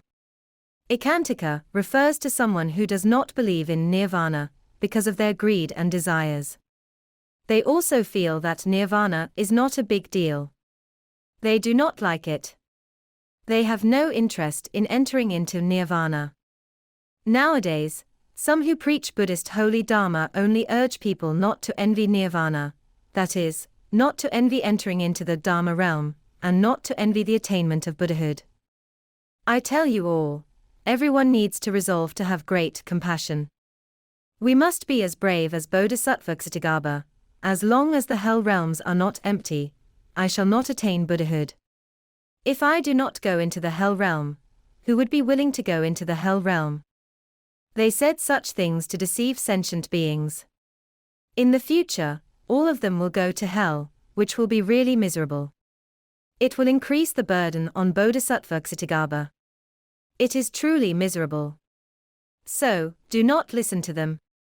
Do you know that there is a term called ekantaka that refers to those who say these things? Whoever claiming that there is no nirvana, and that we should not enter into nirvana, and the Dharma realm will become an ekantaka. They will make sentient beings neither believe in nirvana nor the Dharma realm. They will not think that it is a big deal to enter into the Dharma realm. Then, it will be miserable, as not one single sentient being can attain Buddhahood. Because they were told so by you all 1,000 times. Do you know a lie told 1,000 times becomes the truth? So many Dharma masters say it together. It will be really hopeless then, as no one wishes to attain Buddhahood. It will be such a shame, given that Lord Buddha Shakyamuni already preached the holy Dharma for so many years. His ultimate goal is for you to be liberated from samsara forever, to attain Buddhahood, so that you can use your great ability in the future to freely enter and exit the Dharma realm and the three realms to save sentient beings. Are you all going to give up your great ability? Are you all not going to save sentient beings? Instead, you are going to use a method of sacrificing everyone together, claiming that it is to save sentient beings. Would he not be disappointed by your ignorance? So, remember, do not be a Nikantika. Otherwise, you will be just like Bhikshu Sunaksatra. Also, do not listen to others saying things such as, I do not envy entering into the Dharma realm. I do not envy entering into Nirvana. Do not say these things anymore, as they are against the precepts. With no belief means that he or she does not believe that these things exist at all, or they do not fancy the idea of entering into the Dharma realm. These are all against the precepts. One has already violated the precepts, just by saying, I don't like to enter into the Dharma realm. Bhikshu Sunaksatra not only disbelieved, but also slandered Buddhist holy Dharma. Therefore, in Buddhism, it is believed that such a person will have all their good roots cut off, which will be explained in detail later. Some people ask whether it is possible for an Nikantika to attain Buddhahood. You say that their good roots are cut off forever. Without good roots, there is no virtuous karma. Without virtuous karma, how can they still practice the holy Dharma? Without practicing the holy Dharma, how can they restore their intrinsic awareness? Without intrinsic awareness, how can they attain Buddhahood? Therefore, someone asks a question, but you say that all sentient beings have Buddha nature. With Buddha nature, there is an opportunity to attain Buddhahood. So, can an Nikantika attain Buddhahood or not? This has been a debate in the Buddhist community for quite some time. You must keep one thing in mind: the nature of the mind determines the causes and effects. As a matter of fact, it is our nature of the mind that determines our causes and effects.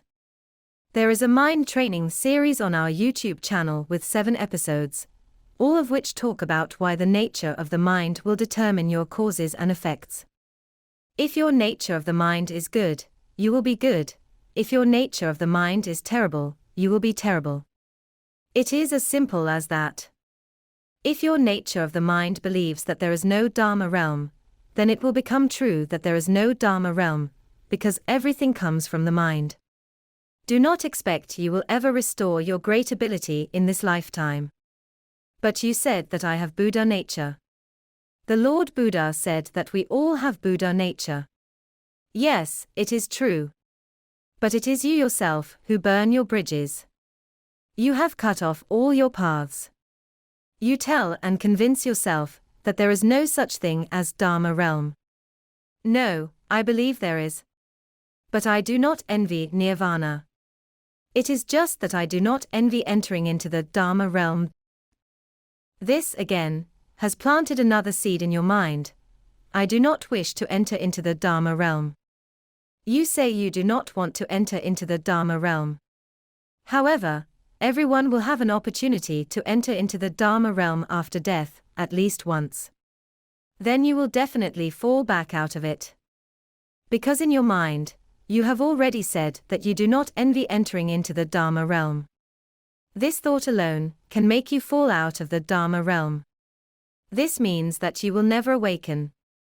You may ask, can an Nikantika attain Buddhahood or not? Lord Buddha Shakyamuni already emphasized that this world is all about impermanence. Nothing is eternal unless you enter into the Dharma realm. So, does becoming a Nikantika mean one can attain Buddhahood, or cannot attain Buddhahood? It all depends on your nature of the mind. Your nature of the mind tells yourself, there is a Dharma realm, which I aspire to enter into. I want to enter into Mahaparinirvana, to attain Buddhahood in the future. Then your intrinsic awareness will be revealed immediately, and it will happen. What is a Nikantika? Nikantika means that I always tell myself that I do not believe there is such thing as the Dharma realm. I do not believe in it. Neither do I envy nirvana or crave eternal happiness, or even believe that such things exist. Then you will cut off all your nature of the mind, that is, cutting off all your good roots. Who makes you unable to attain Buddhahood? It is you yourself. Because everything comes from the mind. It is exactly your nature of the mind that makes you this way. So, can an Ekantika still attain Buddhahood after cutting off all their own paths? But they have Buddha nature.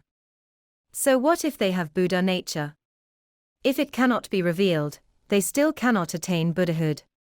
This is my answer. If an Ekantika can revert to believing in nirvana, they will not be called an Ekantika in the first place. The fact that they are called Ekantikas means they will never believe in it. This is a question of whether the egg or the chicken came first. Try thinking for yourselves. This has been argued in the Buddhist community for quite some time.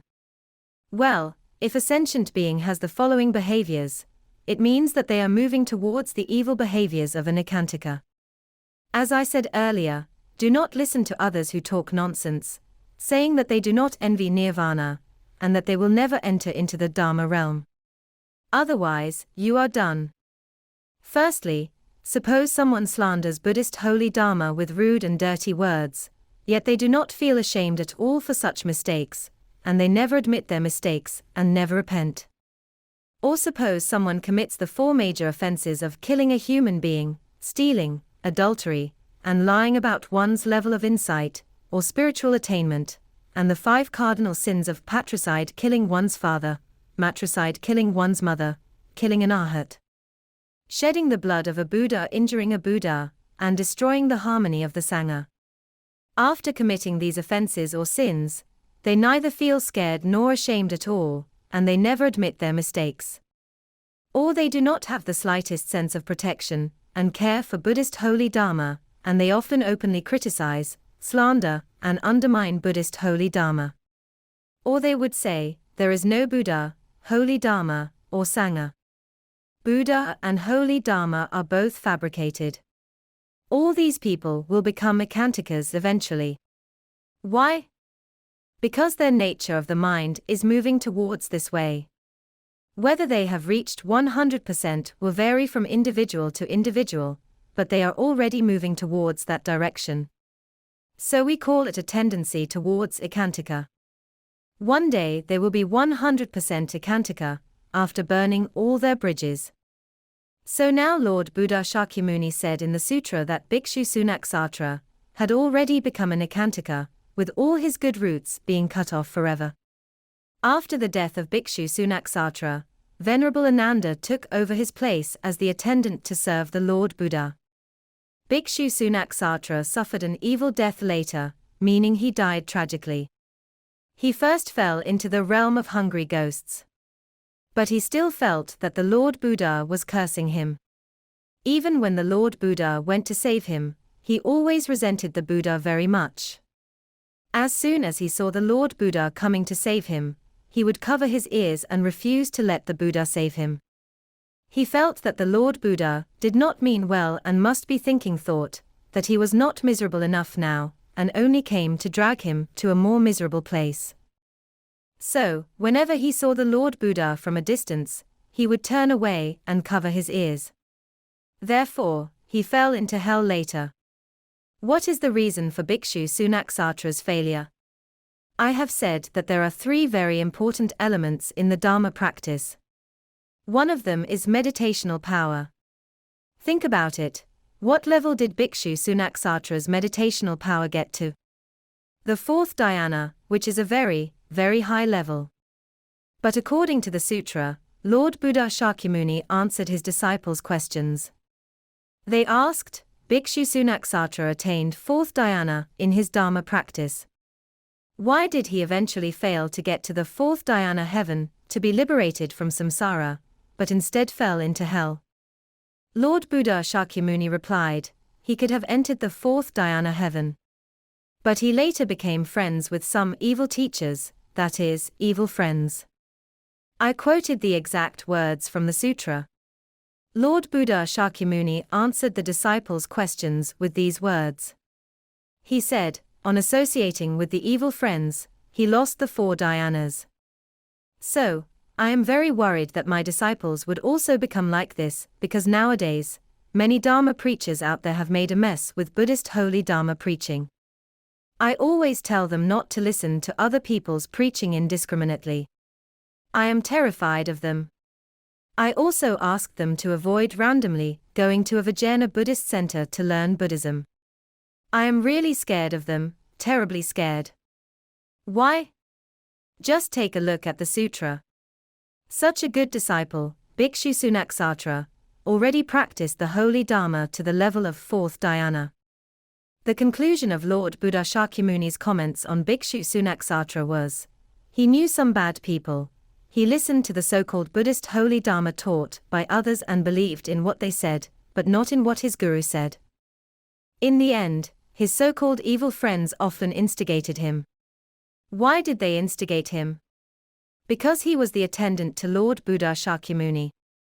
Those people from other religions, or those with evil intentions, felt that if they could convince the Lord Buddha's attendant not to believe in him anymore, it was equivalent to shaking the entire Buddhism. The fact is that it did cause a lot of panic after the death of Bhikshu Sunaksatra. Everyone questioned why someone who followed the Lord Buddha and practiced the holy Dharma so well would fall into hell in the end. How could that happen? It caused a great deal of panic. Hence, the Lord Buddha had to use the entire sutra to explain. It is because Bhikshu Sunaksatra got close to some bad people who, in order to destroy Buddhism, manipulated the people around the Lord Buddha. Any disciple who was closest to the Lord Buddha would become their target. So, they zeroed in on telling Bhikshu Sunaksatra, you are already very powerful. You have attained the 4th dhyana in your Dharma practice. Let me tell you, you are already on an equal footing with your guru. I think you even preach much better than your guru sometimes. Why does he still sit up high in a leading position? Why do you still have to respect him so much, listen to his commands, and serve him? He lied to you about many things. They often instigated him like this. So, later, Bhikshu Sunaksatra went to scold the Lord Buddha, cursing him. Lord Buddha Shakyamuni told it himself, he scolded me. What did he scold me about? The Lord Buddha revealed it all. Bhikshu Sunaksatra scolded Lord Buddha Shakyamuni, accusing him of being jealous of him. Because you're jealous of my achievement in the Dharma practice, you oppressed me by claiming that there was a Dharma realm, even higher than the 4th dhyana heaven. You're lying to me. There is no Dharma realm at all. You're just trying to coax me into continuing to serve you. You won't let me get to the highest position and be honored as you are. You want me to continue to be your servant and work hard until I'm dog-tired, since you always preach the holy Dharma till late every day. As you know, there is a precept, according to Buddhist sutras, if a guru is teaching Buddhist holy Dharma and has not yet gone to bed, their disciples also cannot go to bed yet, but have to remain sitting there and listen to their guru preaching the holy Dharma. There is also another precept. If your guru is going to preach Buddhist holy Dharma, you, as a disciple, must go and listen if you are within 40 yojanas, which are already larger than the area of Hong Kong, unless you have urgent matters to attend to, such as not able to take time off work, seriously ill, or other urgent matters. You must go and listen, otherwise, it is considered a violation of the precept. So, Bhikshu Sunaksatra was cursing Lord Buddha Shakyamuni, you often keep me from going to bed, because you always preach the Buddhist sutras until very late. According to the sutra, Lord Buddha Shakyamuni needed to preach the sutras to the King of Heaven, who always came at night. So, the Lord Buddha often preached Buddhist teachings until late at night.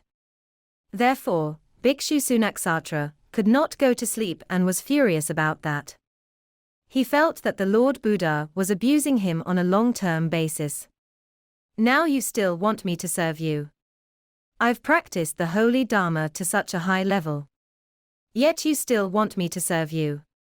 He was cursing Lord Buddha Shakyamuni like this and blaming the Lord Buddha for preventing him from going to sleep. Because of this, Lord Buddha Shakyamuni said that Bhikshu Sunaksatra stopped practicing the holy Dharma later, because he got close to his evil friends, who taught him to misbehave in such a way that he cursed his guru so badly. Those evil friends said to him, "You're already in a very high position. You no longer need to practice the holy Dharma." So later, Bhikshu Sunaksatra stopped practicing the holy Dharma altogether. Neither did he practice meditation anymore. As a result, he lost the 4 dhyanas. Will someone lose the 4 dhyanas just because they stop meditating? It is not that simple. It all boils down to your nature of the mind being deviated, which becomes rotten and full of resentment. At that time, Bhikshu Sunaksatra was full of greed, hatred, and ignorance towards Lord Buddha Shakyamuni. He had a lot of deep resentment towards the Lord Buddha. Due to his serious violation of the precepts and deviation of the nature of the mind, he lost the 4 dhyanas, which is why he lost his meditational power. Without meditational power, the heterodox views arise. What are heterodox views? According to the Buddhist Sutra, he went around telling people, there is no Buddha, holy Dharma, or Nirvana. Nor are there causes and effects. These are all lies. Lord Buddha Shakyamuni lied to you all about causes and effects. He is deceiving you. It is all nonsense. According to the sutra, one will permanently cut off all their good roots with such nature of the mind. Because everything comes from the mind. If you think this way that there is nothing at all, you will not be able to save yourself, given that you have cut off all your good roots.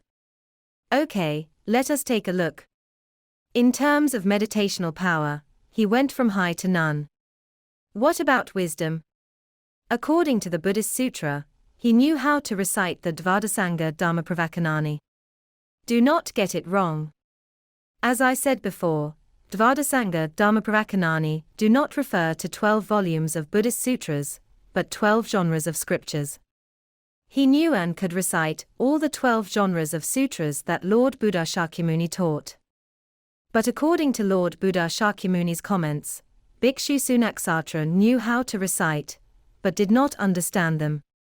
It is useless only knowing how to recite. So, he had no wisdom at all. So, some people think that one must have a very high level of wisdom if one knows how to recite sutras. Later, Lord Buddha Shakyamuni made a comment. He told everyone that they were mistaken, thinking that one must be excellent if they knew how to recite sutras. The reason is that there was no writing before, no paper, and no records. They all relied on recitations. Bhikshu Sunaksatra knew how to recite all these 12 genres of Buddhist sutras. Everyone thought he had an extremely high level of wisdom. But later, Lord Buddha Shakyamuni explained that he had no wisdom at all. Knowing how to recite those sutras did not mean that he had wisdom, because he did not understand them. As for precepts, Bhikshu Sunaksatra obeyed the precepts very much when he first took refuge from Lord Buddha Shakyamuni. It should be said that he kept most of the precepts pretty well. So, the precepts he observed are of high levels. He received all the necessary precepts, and there was no precept that he still needed to receive, but had yet to receive. But why did the level of his precepts become low later? It is because after he got to know the evil teachers, all those evil friends, who constantly persuaded him to poach him from the side of Lord Buddha Shakyamuni in order to belittle the entire Buddhism. They would say, even the person closest to you do not believe in you. How can you still claim your Buddhist holy Dharma to be so good? They wanted to use this method to attack Lord Shakyamuni Buddha. After that, Bhikshu Sunaksatra began to disobey the precepts, which is why the level of his precepts went low. In the end, he did not even observe the minimum samaya. What is the minimum samaya? As said before, you must obey and belong to your guru. Bhikshu Sunaksatra felt, I no longer belong to Lord Buddha Shakyamuni, and I don't need to obey him anymore. He broke even the most basic samaya. So firstly, he failed to belong and obey to his guru. Secondly, he had a poor nature of mind. Some people may query, you often say that one will fall into hell if he or she breaks the samaya. And now Lord Buddha Shakyamuni also said that his disciple had fallen into hell. If you analyze the rationale behind it, it is because he violated all the precepts, even the most basic samaya vows and oaths. Was it because of the violation of samaya that caused him to go to hell, or did he fall into hell because of his poor nature of the mind? If he went to hell due to breaking the oath, it would be better for me not to take refuge in the future. If I do not take refuge, I will not break the oath. If I do not break the oath, I will not fall into hell. Was it due to his breaking the oath, or was it due to his poor nature of the mind? His poor nature of the mind was the main cause.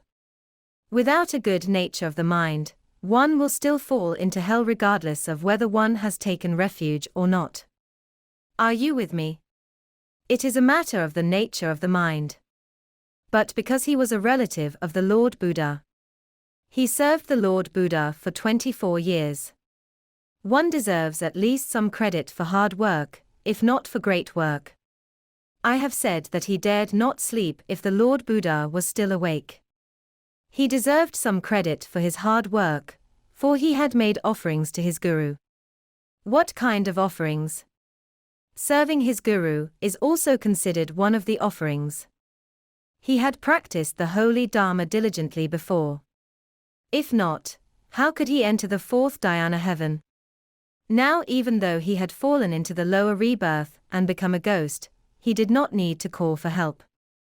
Lord Buddha Shakyamuni still went to his rescue personally, despite knowing that he no longer had the responsibility to save him since his disciple had already broken the samaya. Nonetheless, the Lord Buddha still failed in his attempt to rescue him. According to Chapter 12a, on Bodhisattva Kasyapa of the Mahaparinirvana Sutra, Volume 33, the Lord Buddha stated, although I spoke of the holy Dharma to Sunaksatra. Although the Lord Buddha specially taught Bhikshu Sunaksatra, and preached the holy Dharma specially for him, the Lord Buddha taught it specifically for him by targeting his problems. He would neither believe nor accept it. He did not listen to the Lord Buddha at all. He had no faith in the Lord Buddha at all. Having much indolence, he thus had all his good roots cut off. Feeling that he had succeeded in his Dharma practice, and could already enter the 5 heavens of non-returning at any time now, Bhikshu Sunaksatra began to slack off, and did not want to do anything. Even as an attendant, he was unhappy about going to bed slightly late. He indulged himself and wanted to do nothing. Had all his good roots cut off. Because he indulged himself too much and was too lazy, he lost all his good roots. All his virtuous merits were lost, too. Let us have a look now. The last sentence is very important. Many people say, you are a Buddha. Now that your disciple has become a ghost, you can use your Buddha's power to save him and help him ascend from the realm of hungry ghosts to the realm of heavens. Because you are a Buddha. Every one of us chants, Namo Buddha Amitabha, just to ask the Buddha to come to save us. How come a Buddha was unable to save us even when he comes? When explaining the sutra to people, we always tell everyone that we will definitely be saved if we manage to call a Buddha to come to our rescue. Wouldn't that be a lie then? You can see it from this sentence. The Lord Buddha himself said, looking for just a tiny sliver of good roots in Sunaksatra. The Lord Buddha said he went personally to search in Bhikshu Sunaksatra's virtuous and evil karmic portfolio in the hope of finding little good roots. I wished to rescue him. This way, the Lord Buddha could rescue Bhikshu Sunaksatra by pulling him out of that place. Despite searching for it all day, the Lord Buddha was seeking the good roots in Bhikshu Sunaksatra's virtuous an evil karmic portfolio, every day, hoping that he would still know to practice the holy Dharma and plant some virtuous karma even after becoming a ghost. The Lord Buddha searched for Bhikshu Sunaksatra's good roots every day, but found nothing. I looked for it today, and found nothing. I searched for it the next day, hoping he'd plant a little, only to find nothing. I tried again the day after tomorrow, and there's still nothing. He said, despite searching for it all day. The Lord Buddha already looked for it for countless days. I could not even get hold of a hair's amount of good roots in him. The Lord Buddha could not even find a good root as tiny as a hair in Bhikshu Sunaksatra. That was why I could not pull him out of hell. Hence, the Lord Buddha was unable to save him from hell. This sentence is the summary of my previous 3-hour-long lecture. That is, suppose you wish to recite Namo Buddha Amitabha and ask the Buddha to come to save you. Even if the Buddha already appears in front of you, he still has to check if there is any good root in your virtuous and evil karmic portfolio before saving you.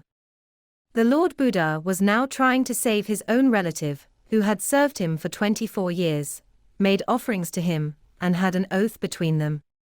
Even though his disciple later broke the oath, the Lord Buddha still had affection for him, for he had stayed up to serve the Lord Buddha after all. So, the Lord Buddha did try his best to save him. That was why many of his disciples were trembling with fear. They wondered how this could happen. Some of them who practiced the holy Dharma to become arhats had divine visions, and could see that Bhikshu Sunaksatra had become a ghost. So, when the news spread, everyone was trembling with fright and had many questions. He was your disciple. As a Buddha, why couldn't you save him in the end? So, they all went to the Lord Buddha to demand an answer.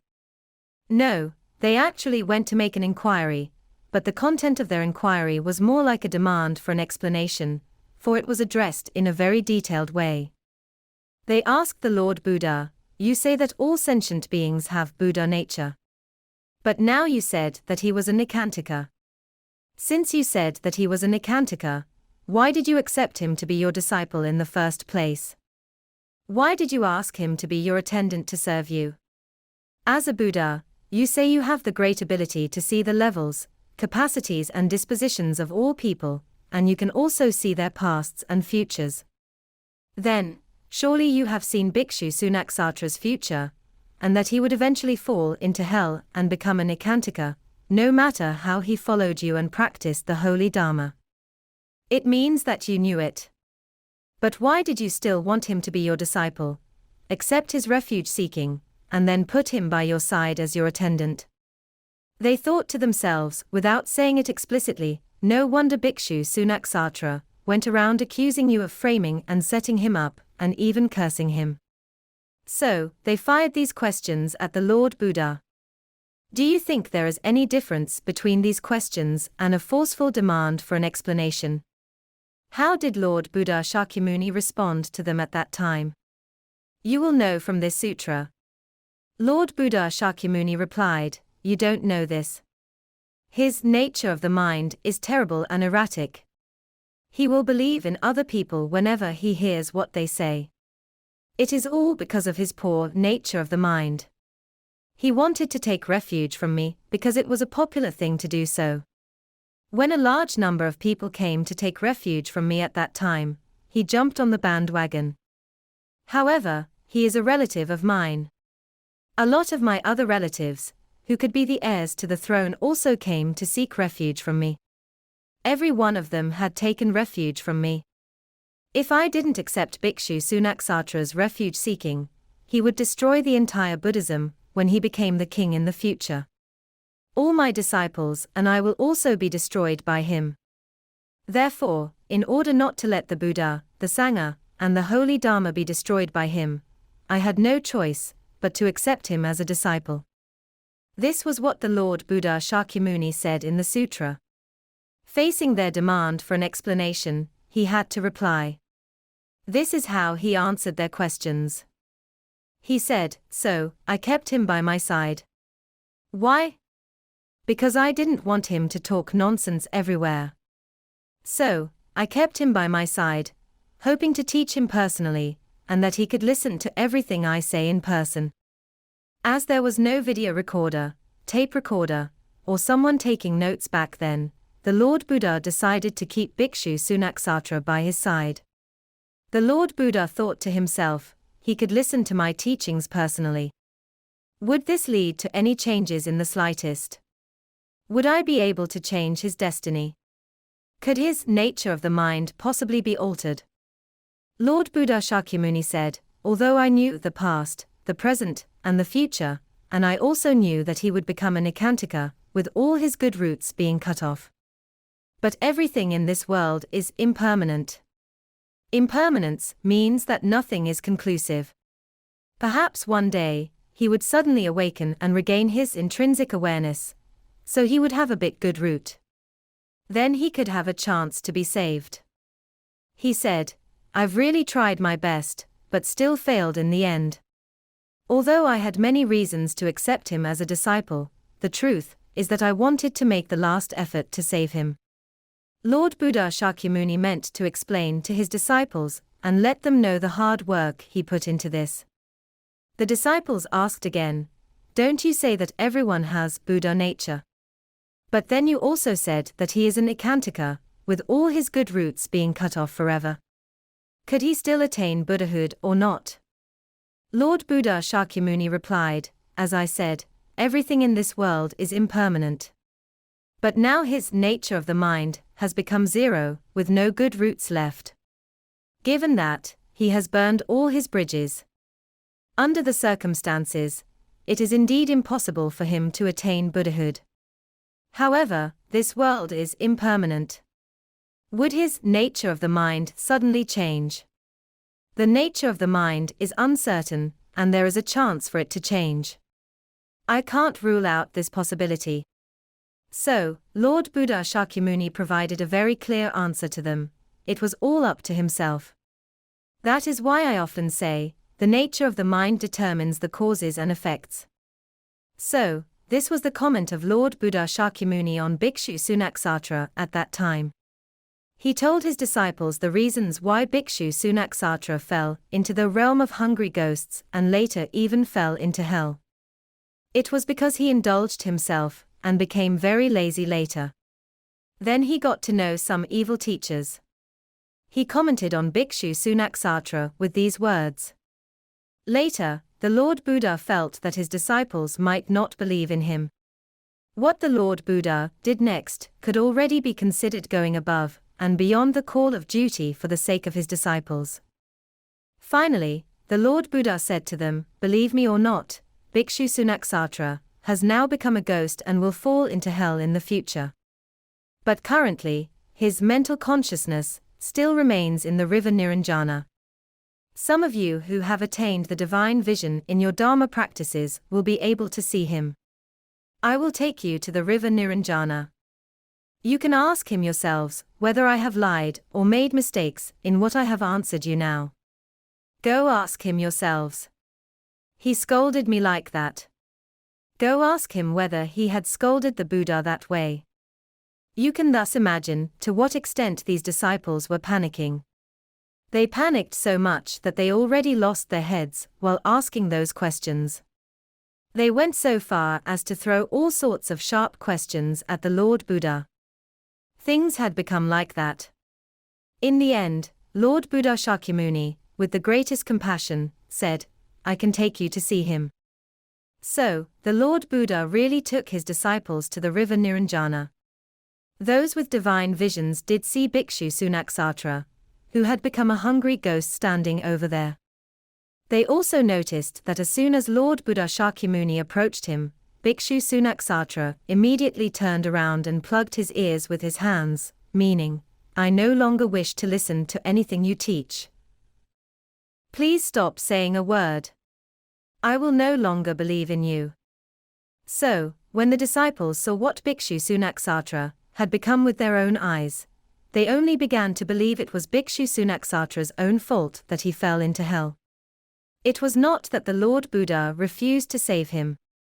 It turned out there were times when the Lord Buddha could be incapable of doing something. That is why I often tell you that the Buddha may not necessarily be able to save you. Do not think that after chanting Namo Buddha Amitabha, he can definitely come to save you. You must develop and reveal your own intrinsic awareness and manifest your own wisdom in order to be able to save yourself. And you must not listen to others' preaching of the Buddhist holy Dharma indiscriminately. Otherwise, you will not even know that you violated a major precept, as Bhikshu Sunaksatra did. So, you must remember that all those requests for the Buddhas and Bodhisattvas, or Gurus to come to save you can only be called ancillary conditions.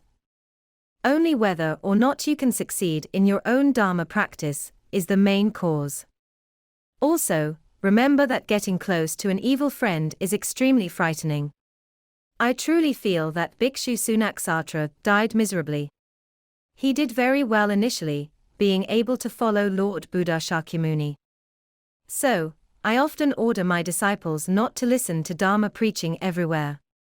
If you like to go around listening to others teaching the holy Dharma, it is best that you do that before coming to take refuge from us. Otherwise, you will not listen to my teaching even after taking refuge and continue to listen to others. And when others criticize your gurus, instead of defending your gurus, you will also join them in cursing your gurus, as Bhikshu Sunaksatra did. If that is the case, you will be violating a grave precept, so grave that it will get you into significant trouble. So, I warned my disciples, you either don't come in or stop going around listening to others preaching indiscriminately. Instead, you need to be extra careful and clear about which are definitely good places before going there. If you're unable to tell, then it's better you don't go.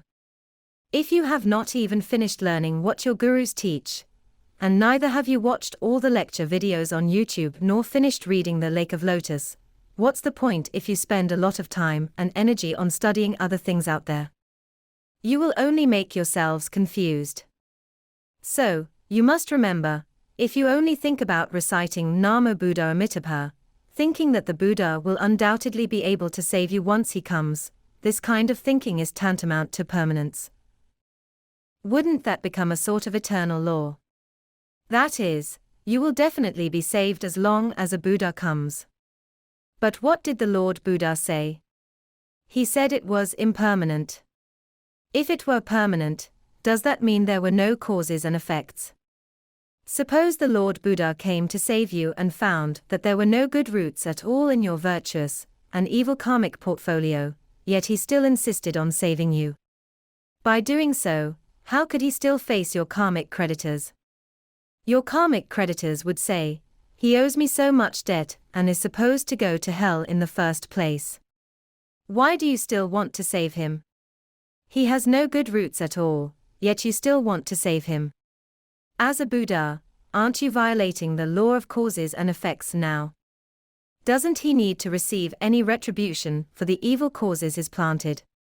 He has not planted any virtuous causes, yet he can be saved by you just because you're his guru. Now that he has violated a major precept and broken the oath between you, you're no longer held responsible for saving him. But you insist on saving him. How can you still call yourself a Buddha, then? How can you still say that the causes and effects do exist? How can you still talk about the Buddhist holy Dharma? You are just deceiving us. Then, the karmic creditors would also curse and slander the Buddha, thereby planting evil causes again. So, do you think the Buddha would insist on saving you no matter what? Of course not. Could he play hardball with your karmic creditors in order to save you? It is simply impossible. As I said, supernatural powers are no match for karma. Back then, the entire country of Lord Buddha Shakyamuni was killed by the army, sparing no one. All his relatives, neighbors, and friends he grew up together with were dead. He could save none of them. His disciple, Maudgalyana, had supernatural powers and thought he was very clever. He turned his alms bowl into a flying saucer and sent hundreds of people into the sky. When it came back down, they all turned into bloody water, though. That is, no matter whether Lord Buddha Shakyamuni could persuade the karmic creditors, or use his supernatural powers to save his country, he would still be unable to save them in the end. So, you must understand and stop being superstitious. Do not listen indiscriminately to others preaching the Buddhist holy Dharma. You should read more Buddhist sutras and analyze the rationale very clearly. Since this world is impermanent, everything is uncertain. It all depends on your virtuous and evil karmic portfolio. It has never been said that the Buddha must be able to save you when he comes. There is no such thing. Some people also asked a question, which I have mentioned just now: will we definitely fall into hell if we do not abide by the precept of Samaya oath? This is a question of the nature of the mind, not a question of violating the precept. The whole practice of Buddhism is to cultivate our intrinsic awareness. The establishment of the precepts is purely to remind you to arouse the proper intrinsic awareness. If you have taken certain precepts, you will know how to use these precepts as guidelines to judge your own behaviors. When there is an incorrect behavior, if you can repent in the first place, you can eliminate this cause, so there will be no conditions to match with it, and you will not receive this retribution. According to the law of causes and effects, if you have not taken certain precepts, you will not have these elements to enhance your intrinsic awareness. As a result, you will be trapped in the repeated karmic retributions. Because you do not know that this is wrong, you will continue doing it again and again. Because this is your behavioral formula and programming, and you do not know where you are wrong. Neither do you know how to repent by prescribing the right medicine for the right disease. Then you will never untie the dead knot, and there is no way to save yourself. Hence, you will have to wait for others to tell you. One day, after a long time in reincarnation, someone finally tells you where you have gone wrong. Only then will you know how to untie it and how to repent. It will be too late, then. Therefore, it is a real shame if you have to wait for others to remind you to have this kind of element to improve your intrinsic awareness and save yourself through repentance. It is better to observe some precepts, let the Buddha give you a little wisdom, and put the Buddha's wisdom in your heart to become the principles and elements you can always apply to remind yourself. Even if you fall into hell in the future, you will know why. It is better than not knowing. If you review, analyze, and search in the precept database, you will finally know what mistakes you have made and what methods you can use to repent. Then you can get out of hell. Therefore, the precepts are established to protect and assist Dharma practitioners in developing the correct intrinsic awareness. If you have not taken the necessary precepts, or refuse to receive these precepts, you will lack some of the most basic protections. If you have not taken some high-level precepts, with many teachings that can help you escape from danger, or be liberated from samsara quickly, you will never achieve that level in your Dharma practice. Then, you cannot succeed in your Dharma practice. For example, if you have not received the Bodhisattva precepts, you will not know how to elevate your compassion to Bodhicitta. That is, there is no way to enhance your intrinsic awareness. When you have done something against compassion, you will not be aware that you have already violated a precept. You may say that since you have not taken the Bodhisattva precepts yet, you will be fine despite violating them. You are wrong. You will equally get into trouble by violating the precepts even if you have not received any of them. You will still get into trouble if you commit any behavior against the precepts. Because once you have committed certain causes, they will definitely lead to certain effects. This is the law of causes and effects. The precepts only remind you that it is wrong to do those things. It turns out that if I do not have compassion for these things, those people next to me who see that I have no compassion will resent me, and so there will be some retributions for me in the future. It turns out that this does not necessarily only happen to those who have received the Bodhisattva precepts. I thought the violation of the precepts only counted if I did not observe those precepts after receiving them. It turns out that we will still get into trouble for not being compassionate even if we have not received the Bodhisattva precepts before. You will begin to realize that the precepts are not used to restrain you but to protect you. Even if you have not taken any precepts, you will still receive the same retributions by committing the same behavior. Therefore, it is not because you have taken the precepts that you receive the retribution in case of violation. This is a misunderstanding. If you do not take the precepts, you will still receive this retribution. You must be clear about this. Therefore, you must remember that if you cannot know where you go wrong through repentance and prescribe the right medicine for the right disease to eliminate the cause, in fact, you will still receive the retribution. Many times, it is challenging for us to figure out the causes that will make us fall into the three lower realms, that is, the realms of hells, hungry ghosts, and animals.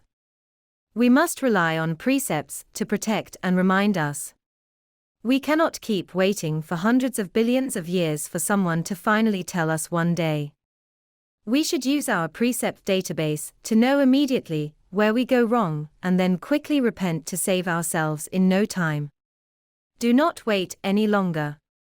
This is the way to save ourselves. Because the black snowball, not a snowball, but a black ball, will only get bigger and bigger. So, the sooner you repent, the better. If we know how to repent to save ourselves immediately, there will be tremendous improvements in the speed of time and the degree of our suffering. So, think about it, how important the precepts are. So, what does it mean if you do not receive and observe the precepts? It means there is no way for you to arouse your intrinsic awareness, and there is no way to untie and save yourself. Your nature of the mind will continue deviating from the right path and deteriorating. Therefore, not taking the precepts means you have no precept database, and your chance of being saved is meager. If you have the precept database, the chance of you being saved will still exist. And one day you will find the reason. Some people say, I have taken so many precepts. What if there are contradictions between some of the precepts? What should I do? It turns out that there will be some contradictions between precepts. I will use my personal experience to give you an example. That is, I found some contradictions between the Samaya Oath precept and the 14 root downfalls. What should we do? Now let us talk about the case, one that we have personally experienced. In 1986, one of our root gurus, the Chinese master of Vajrayana Buddhism in the Chinese soil, then Lama Sonam Chokai Jaltsen alias Vajra Master La Yuiche, entrusted Vajra Master Yeshe Thay to inherit his lineages to propagate Buddhist holy Dharma and benefit sentient beings. At that time, we felt that we did not have enough abilities yet. So, Vajra Master Yeshe Thay said to Ven Guru Lao, I'm afraid that I may be unfit for the post, but I'll try my best to strengthen my abilities. Hope I'll be able to do it. Vajra Master Yeshe Thay did not say that he would not take over. Nor did he say he would definitely take over, because he did not know whether he was capable. In fact, Vajra Master Yeshe Thay was hoping that he could learn more and do better in his Dharma practice before considering it. Subsequently, in the years after 1986, when the news of Ven Guru Lao wanting to pass on the lineages to Vajra Master Yeshe Thay leaked out, we were under tremendous pressure ever since.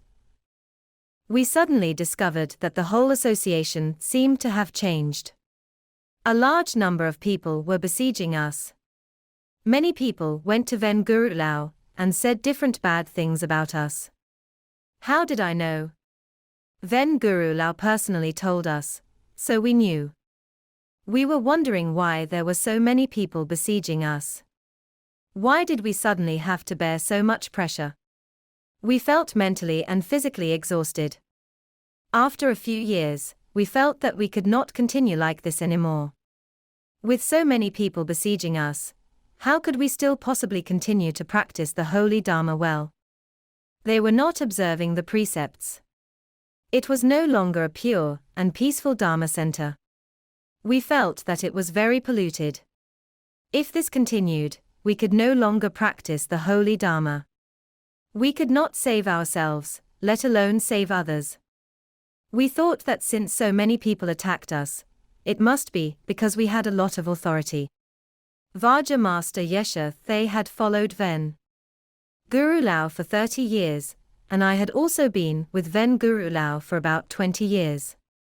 We were the lead administrators of the whole association at the time, with all the power concentrated on us, for we handled the actual affairs of the association. We thought, is it because we have too much authority that we are under the attack of others? If we let go of all the authority, would it be better for our own Dharma practice? And we could stay away from this filthy mess. We also wanted Ven Guru Lao to think twice whether we really had the ability to take over. Has he overestimated us? Perhaps after we have resigned from all positions, Ven Guru Lao could finally find someone better than us to succeed him after observing. Then we would not have to bear so much pressure. So, a few years later, Vajra Master Yeshe Thay and I formally resigned from all positions. Vajra Master Yeshe Thay only kept the permanent directorship of the association, but resigned from all other positions. And I also resigned from all positions.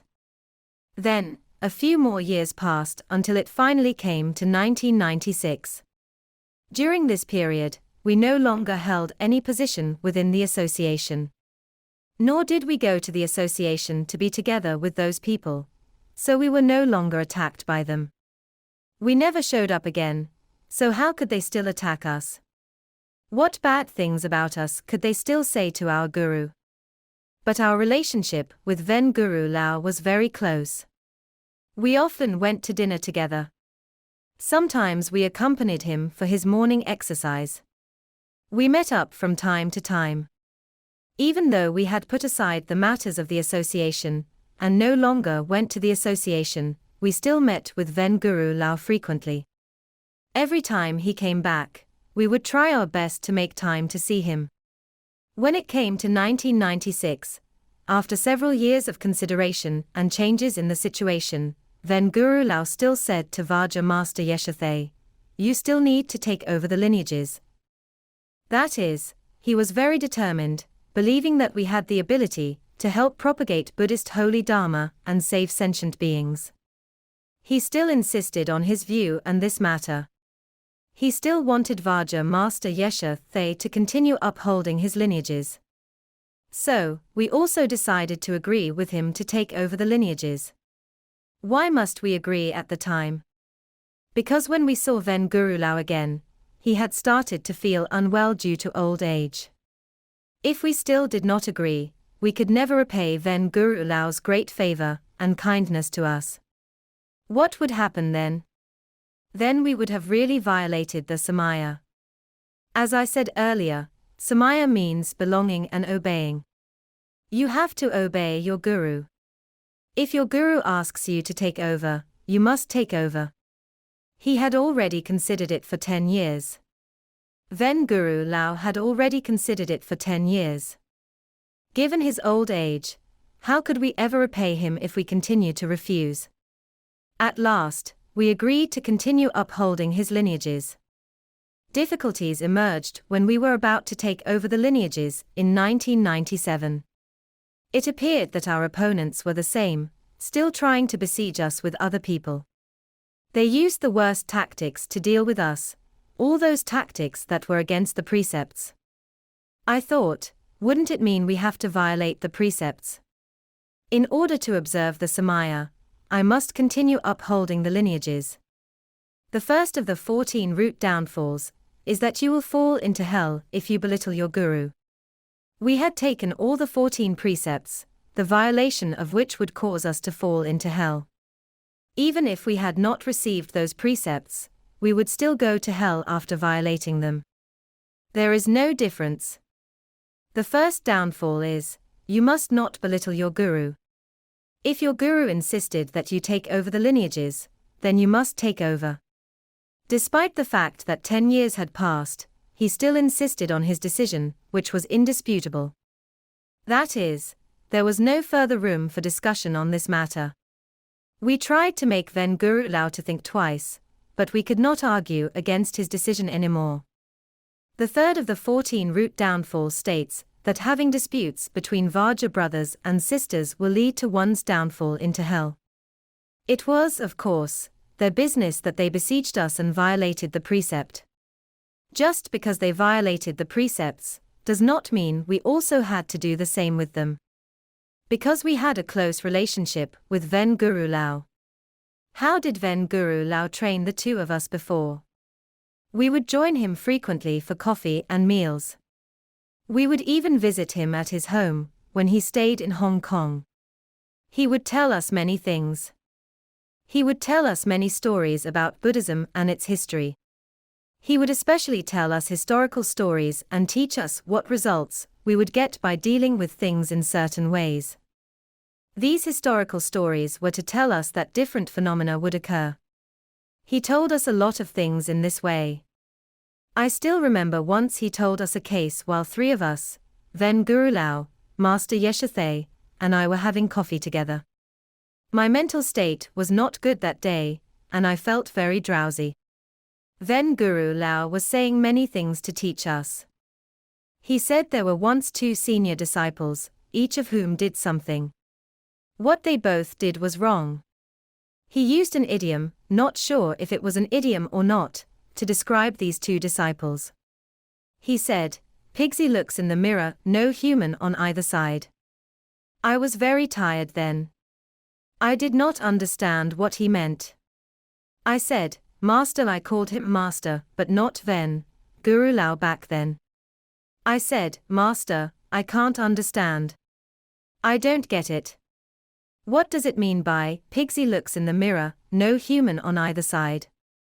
Then Ven Guru Lao scolded me. He was joking when he scolded. He never scolded me, but he would make a joke as if he was scolding. He said, "You're usually very smart, being able to draw inferences about other cases from one instance. When an example is given, you can relate it to a few other things right away to understand it immediately. Why are you so slow today?" He then talked about other things and did not answer me at all. I then went back home to sleep. When I woke up, I thought about it, and I understood. He was actually referring to the two senior disciples. They both did wrong things. One of them did something very wrong, and then the other also did something very wrong to deal with the first disciple. As such, both disciples violated the precepts. He said that this senior disciple was not a human, for those who did this kind of behavior were not humans, but Pigsy. So, it was not a human outside the mirror. Then, when Pigsy looked in the mirror, as you know, the reflection in the mirror would also be a pig. Therefore, my guru said, there is no human on either side. It meant the behavior of these two senior disciples was not what a human should do. That is, they violated a major precept. So, that was what he taught us. You must think very carefully and clearly before doing everything. Just because others attacked you and violated the 14 root downfalls for having disputes between Vajra brothers and sisters does not mean you have the right to violate the same precept. If that is the case, both of you will fall into hell, and you both will become Pigsy. So, Ven Guru Lao taught us many things, told us many historical stories, and guided us in how to deal with the ways of the world as well as in how to plan and deploy things. He taught us everything in a very detailed way. I knew that he wanted to train us to succeed him in the future. So, he taught us so many things, because we had to manage the association and face many people and things. In order to observe and uphold the Samaya, as well as the first downfall of the 14 root downfalls, we might have a chance to violate the third downfall, having disputes between Vajra brothers and sisters. If we were to take over the lineages, and our opponent was a person who liked to play nasty tricks and used some tactics to besiege us, could we use the same method that would violate the precepts to deal with him, given that he had violated the precepts in the first place. With an opponent like this, you would have a chance to violate the precepts in the end. And since we had already put aside all the association's business for so long, he had already gathered support from all others. In short, they were all his accomplices. If we were to continue upholding Ven Guru Lao's lineages, and at the same time take over the management rights of his association's several branches, we would inevitably face this kind of conflict. We were tired of this kind of conflict in the first place. We hoped to let go of these and concentrate on our Dharma practices. That is why we removed ourselves from all positions back then. If today we had to take over the lineages and return to this fire pit, does this mean that we made a wrong decision back then? We quit back in the day to avoid violating the third precept. If we return now, there is a chance that we would violate the third precept, having disputes between Vajra brothers and sisters.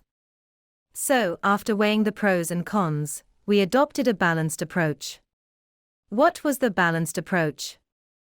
I would only adhere to the first downfall of the 14 root downfalls. Do not belittle the Vajra masters. Since I already promised him to continue upholding the lineages, I must keep my promise. I could not violate the Samaya, which required me to obey my guru. If after 10 years of consideration, he still insisted that we continue upholding the lineages, then we must continue upholding the lineages. But in order not to violate the third precept, that is, having disputes between Vajra brothers and sisters, we could only take over his lineages, but not the management right of his several branches. Then we could avoid the chance of violating the third precept as well as avoiding the disputes. We did not have to go back to the circle of conflicts. So, we did not take over the management right of those branches, but only his lineages. But here came another problem. Many people told us, your ideas are just pie in the sky. There are only 2 of you, and you don't have many people around you either. Because both of us are not fond of cliques, but often prefer to be a lone wolf instead. You two have neither money nor reputation. You're not Tibetans and cannot speak Tibetan. How can you possibly set up your own association without taking over Ven Guru Lao's branches? Where do you go to raise money? Where do you find people to support you? Do you too want to come out to propagate the holy Dharma? That is a pie in the sky, right? When we thought about it, they were right. But we already took over the lineages. We could not say that we would do nothing just because we encountered such roadblocks. We had to try our best. So, after Ven Guru Lao passed away in 1997, we went to visit and pay respect to His Holiness Kyabya Chadral Sangye Dorje Rinpoche. Why did we visit His Holiness Kyabya Chadral Sangye Dorje Rinpoche? Because he and His Holiness Kyabya Dudjom Rinpoche too were mutual gurus and disciples. His Holiness Kyabya Dudjom Rinpoche too was our guru's master, who also transmitted many Dharma teachings to us. So, he is also one of our root gurus. But officially, he was our guru's master. His Holiness Kyabya Chadral Sangye Dorje Rinpoche and His Holiness Kyabya Dudjom Rinpoche too were mutual gurus and disciples. Besides, His Holiness Kyabya Dudjom Rinpoche too authorized and empowered His Holiness Kyabya Chadral Sangye Dorje Rinpoche as the Vajra Regent Dorje Gyaltsap of the Dudjom Tersar lineage. What is the Vajra Regent? It means that His Holiness Dudjom Rinpoche bestowed upon His Holiness Kyabya Chadral Rinpoche the position of Regent and the Lord of the Mandala of his entire Dharma lineage system. This is the Vajra Regent. In other words, if we were to find someone to support us in our Dharma propagation, we must find a powerful person. He had to be the Lord of the Mandala. Now, Ven Guru Lao was the lineage holder of His Holiness Kyabya Dudjom Rinpoche. And the sovereignty of His Holiness Kyabya Dudjom Rinpoche's entire lineage system, not just part of it, rested entirely with His Holiness Kyabya Chadral Rinpoche. If we were to look for someone to support us, we must find the most influential person, who was also the Lord of the Mandala. So, we went to pay our respect to His Holiness Kyabya Chadral Rinpoche. Besides, His Holiness Kyabya Chadral Sangye Dorje Rinpoche was recognized by the entire Tibetan Buddhism as the most accomplished awareness holder Sanskrit, Vidyadhara, Tibetan, Rigdzin, great Dharma practitioner, and Mahasiddha, with the greatest realizations in our contemporary times.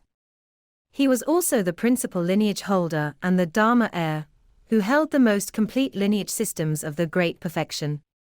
The Great Perfection of the Nyingma school has many different Dharma lineage systems. And His Holiness Kyabya Chadral Sangye Dorje Rinpoche was the person who exercised control over all of them. He was the top one in the world, unsurpassed by any others. He was top-notch in Dharma practice, the lineages he upheld, and things he knew, be it the Buddhist teachings, experiences in real practice, or knowledge of world or outer-worldly truths. So, of course, we must visit him to seek his spiritual advice. For those who want to know more about the life story of His Holiness Kyabya Chadral Sangye Dorje Rinpoche, you can download the ebook The Contemporary Mahasiddha with Many Prophecies. Our Lord of Refuge and Protector, His Holiness Kyabya Chadral Sangye Dorje Rinpoche, from the website of the Dudjom Buddhist Association International. In 1986, then Guru Lao told Vajra Master Yeshe Thay and me that he would pass on his lineages to Vajra Master Yeshe Thay. He only told us both. That is, there were only 3 people present at the time. In 1989, then Guru Lao took hundreds of disciples to Nepal to attend the enshrinement ceremony of His Holiness Kyabya Dudjom Rinpoche II's holy body, Kudung. When then Guru Lao arrived in Nepal, His Holiness Kyabya Chadral Sangye Dorje Rinpoche especially went to visit Ven Guru Lao at his hotel, because he knew that Ven Guru Lao was one of the important lineage holders of His Holiness Kyabya Dudjom Rinpoche II in China.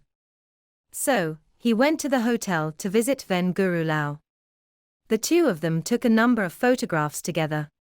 These photos were taken in the hotel. Later, when the Dharma event was over and upon leaving Nepal to return to Hong Kong, then Guru Lao took Vajra Master Yeshe Thay and me, along with some other fellow disciples, to visit and pay our respect to His Holiness Kyabya Chadral Sangye Dorje Rinpoche. In the 2 photos you see now, you can see Vajra Master Yeshe Thay and Ven Guru Lao. This is Ven Guru Lao, and the one next to him is Vajra Master Yeshe Thay. The picture below is Vajra Master Yeshe Thay and His Holiness Kyabya Chadral Sangye Dorje Rinpoche. The person in red was the translator, who translated Tibetan into English. The reason Ven Guru Lao took us to meet with His Holiness Kyabya Chadral Sangye Dorje Rinpoche was to pave the way for the future. Why did he take us to meet His Holiness Kyabya Chadral Rinpoche? The plan was that if there was a problem with the lineage upholding in the future, we could go to His Holiness Kyabya Chadral Rinpoche for help one day. Ven Guru Lao had already paved the way for us.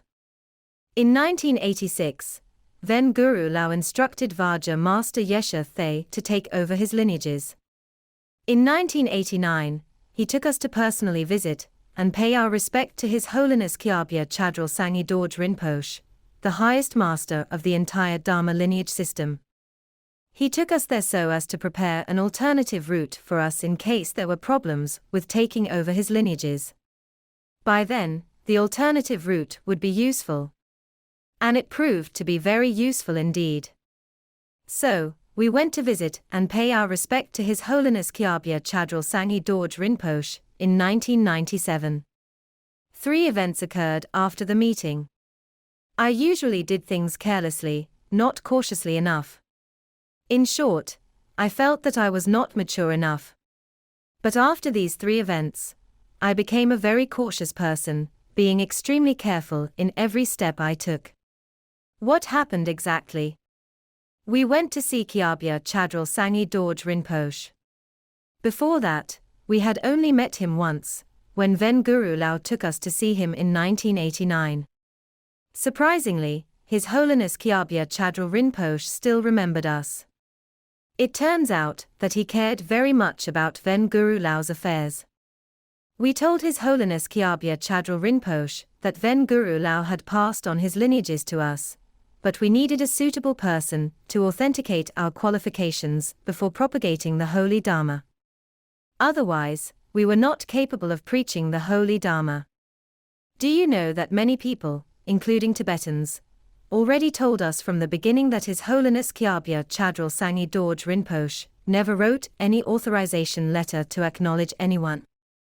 He paid no heed to or wrote for anyone, even upon requests by some very famous Rinpoches for an authorization letter. So, when we told some people that we were going to ask a favor from His Holiness Kyabya Chadral Sangye Dorje Rinpoche, they felt that it was a pie in the sky again. They said it would never happen, and His Holiness Kyabya Chadral Rinpoche would never help the two of us. Why?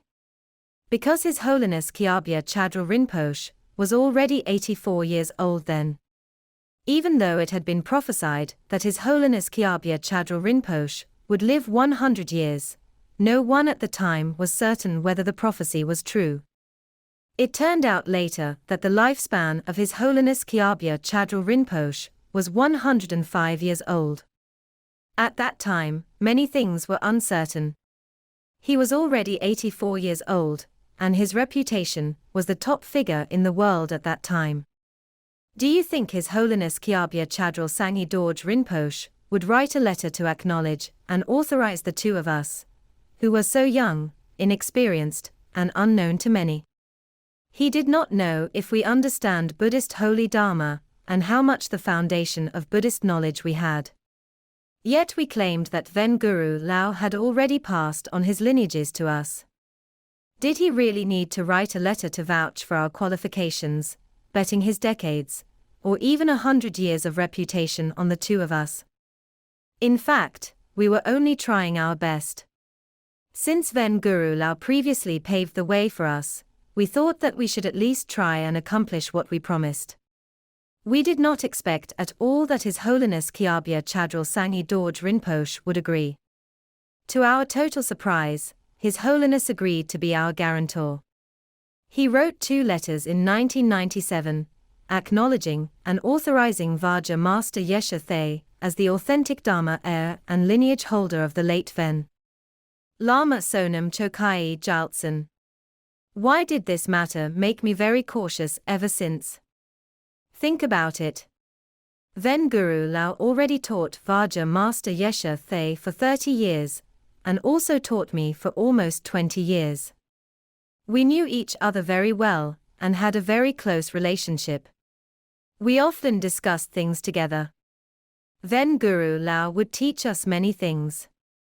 It was not surprising that he would pass his lineages to us, because he had already trained us for a long time.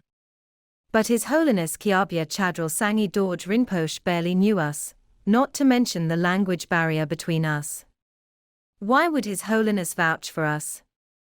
Therefore, one thing I did not understand was why His Holiness Kyabya Chadral Rinpoche had had such great confidence in us from the very beginning in 1997. Why would His Holiness bet his 100 years reputation, the reputation of his whole life, on the two of us? In other words, our responsibility would be huge then.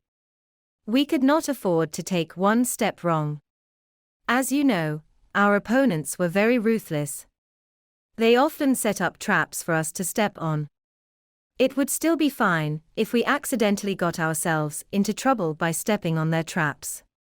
But if we dragged His Holiness Kyabya Chadral Rinpoche into it, his reputation would also be ruined. It would be a really big deal, then.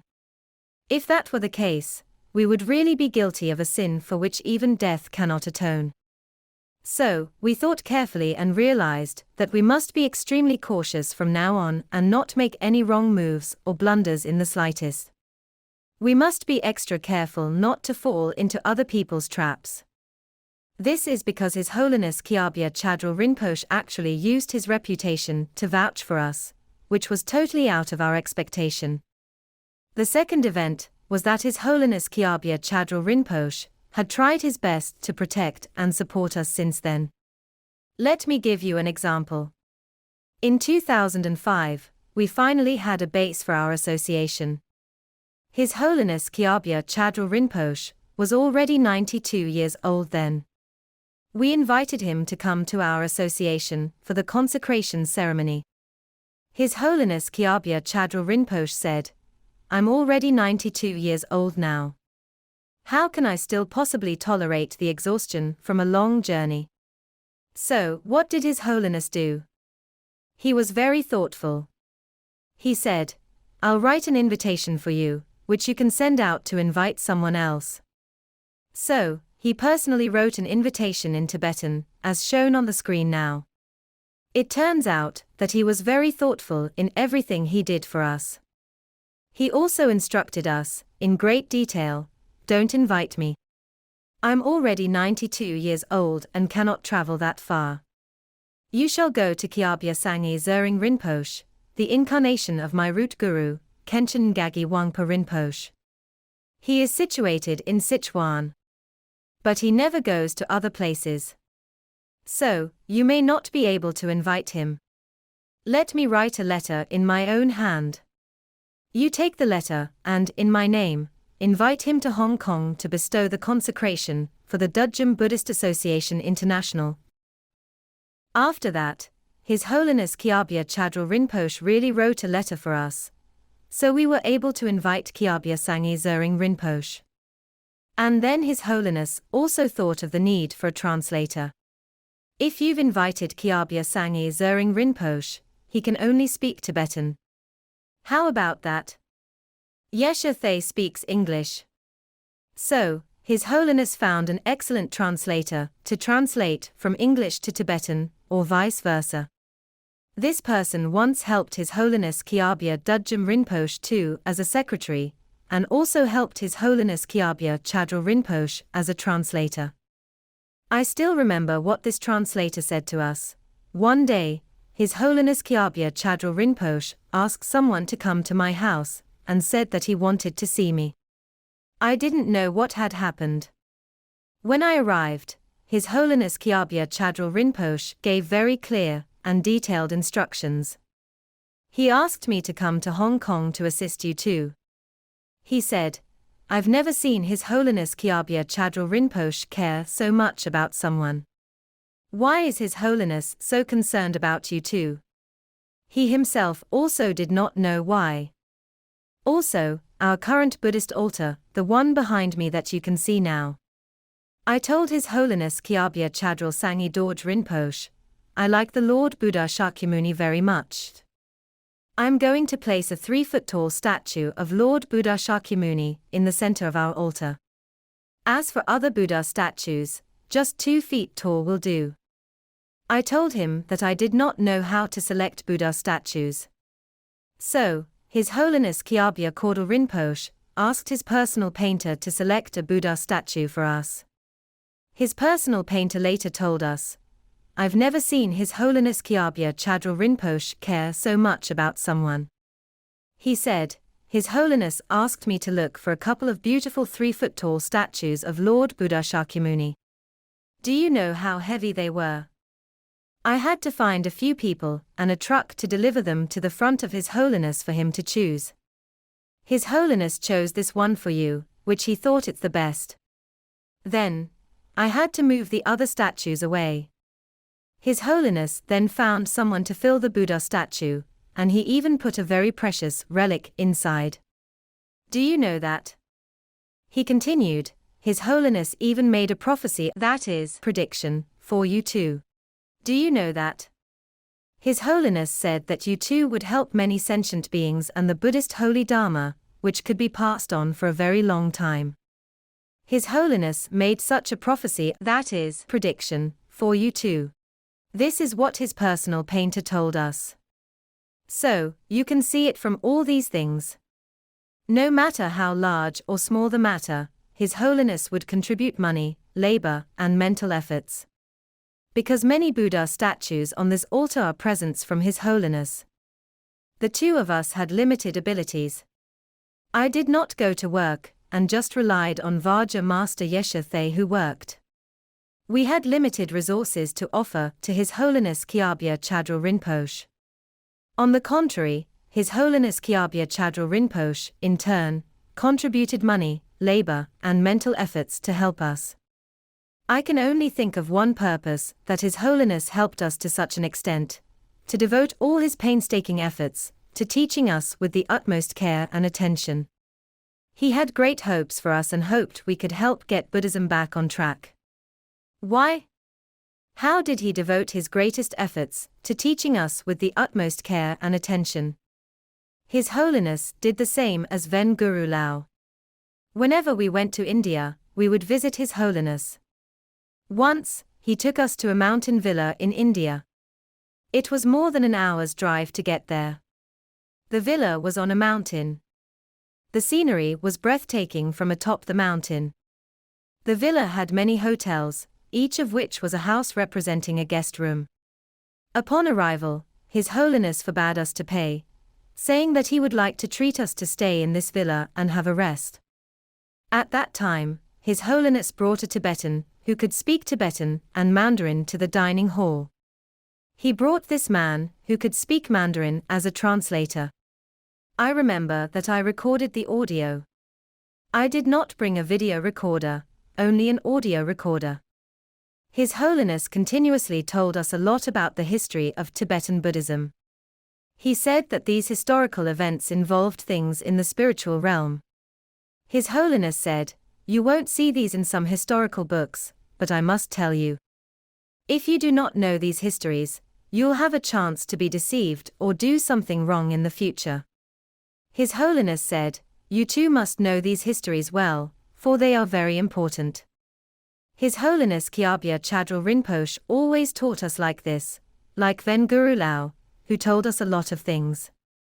Why did he teach us with such utmost care and attention? It was because he hoped we can help get Buddhism back on track. This was his style and character. Everyone knew that His Holiness Kyabya Chadral Sangye Dorje Rinpoche was very strict. His disciples were very afraid of him, for he would immediately reprimand and correct them if they did something wrong. His Holiness would get to the point and tell you directly that it was wrong. In order to inherit His Holiness' style, in fact, we belong to the timid category. There are things we should have spoken out about throughout our 20 years of Dharma propagation. Yet, we held ourselves back from speaking out. It was just that we felt that we were getting older in recent years. If we did not say it, we did not know if we would ever have the opportunity to say it.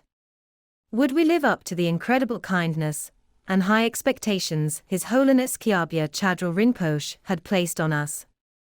So, we later decided to start speaking out the truths from now on. We have begun to tell you that many things in Buddhism were mistaken by others and would be detrimental to you.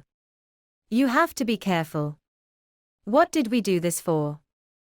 It was for us to keep our Samaya. We promised to continue upholding the lineages. But if we were to do so, would there be other contradictions? Yes, there would be. In that case, what should we do? There was another contradiction, on the side of His Holiness Kyabya Chadral Rinpoche.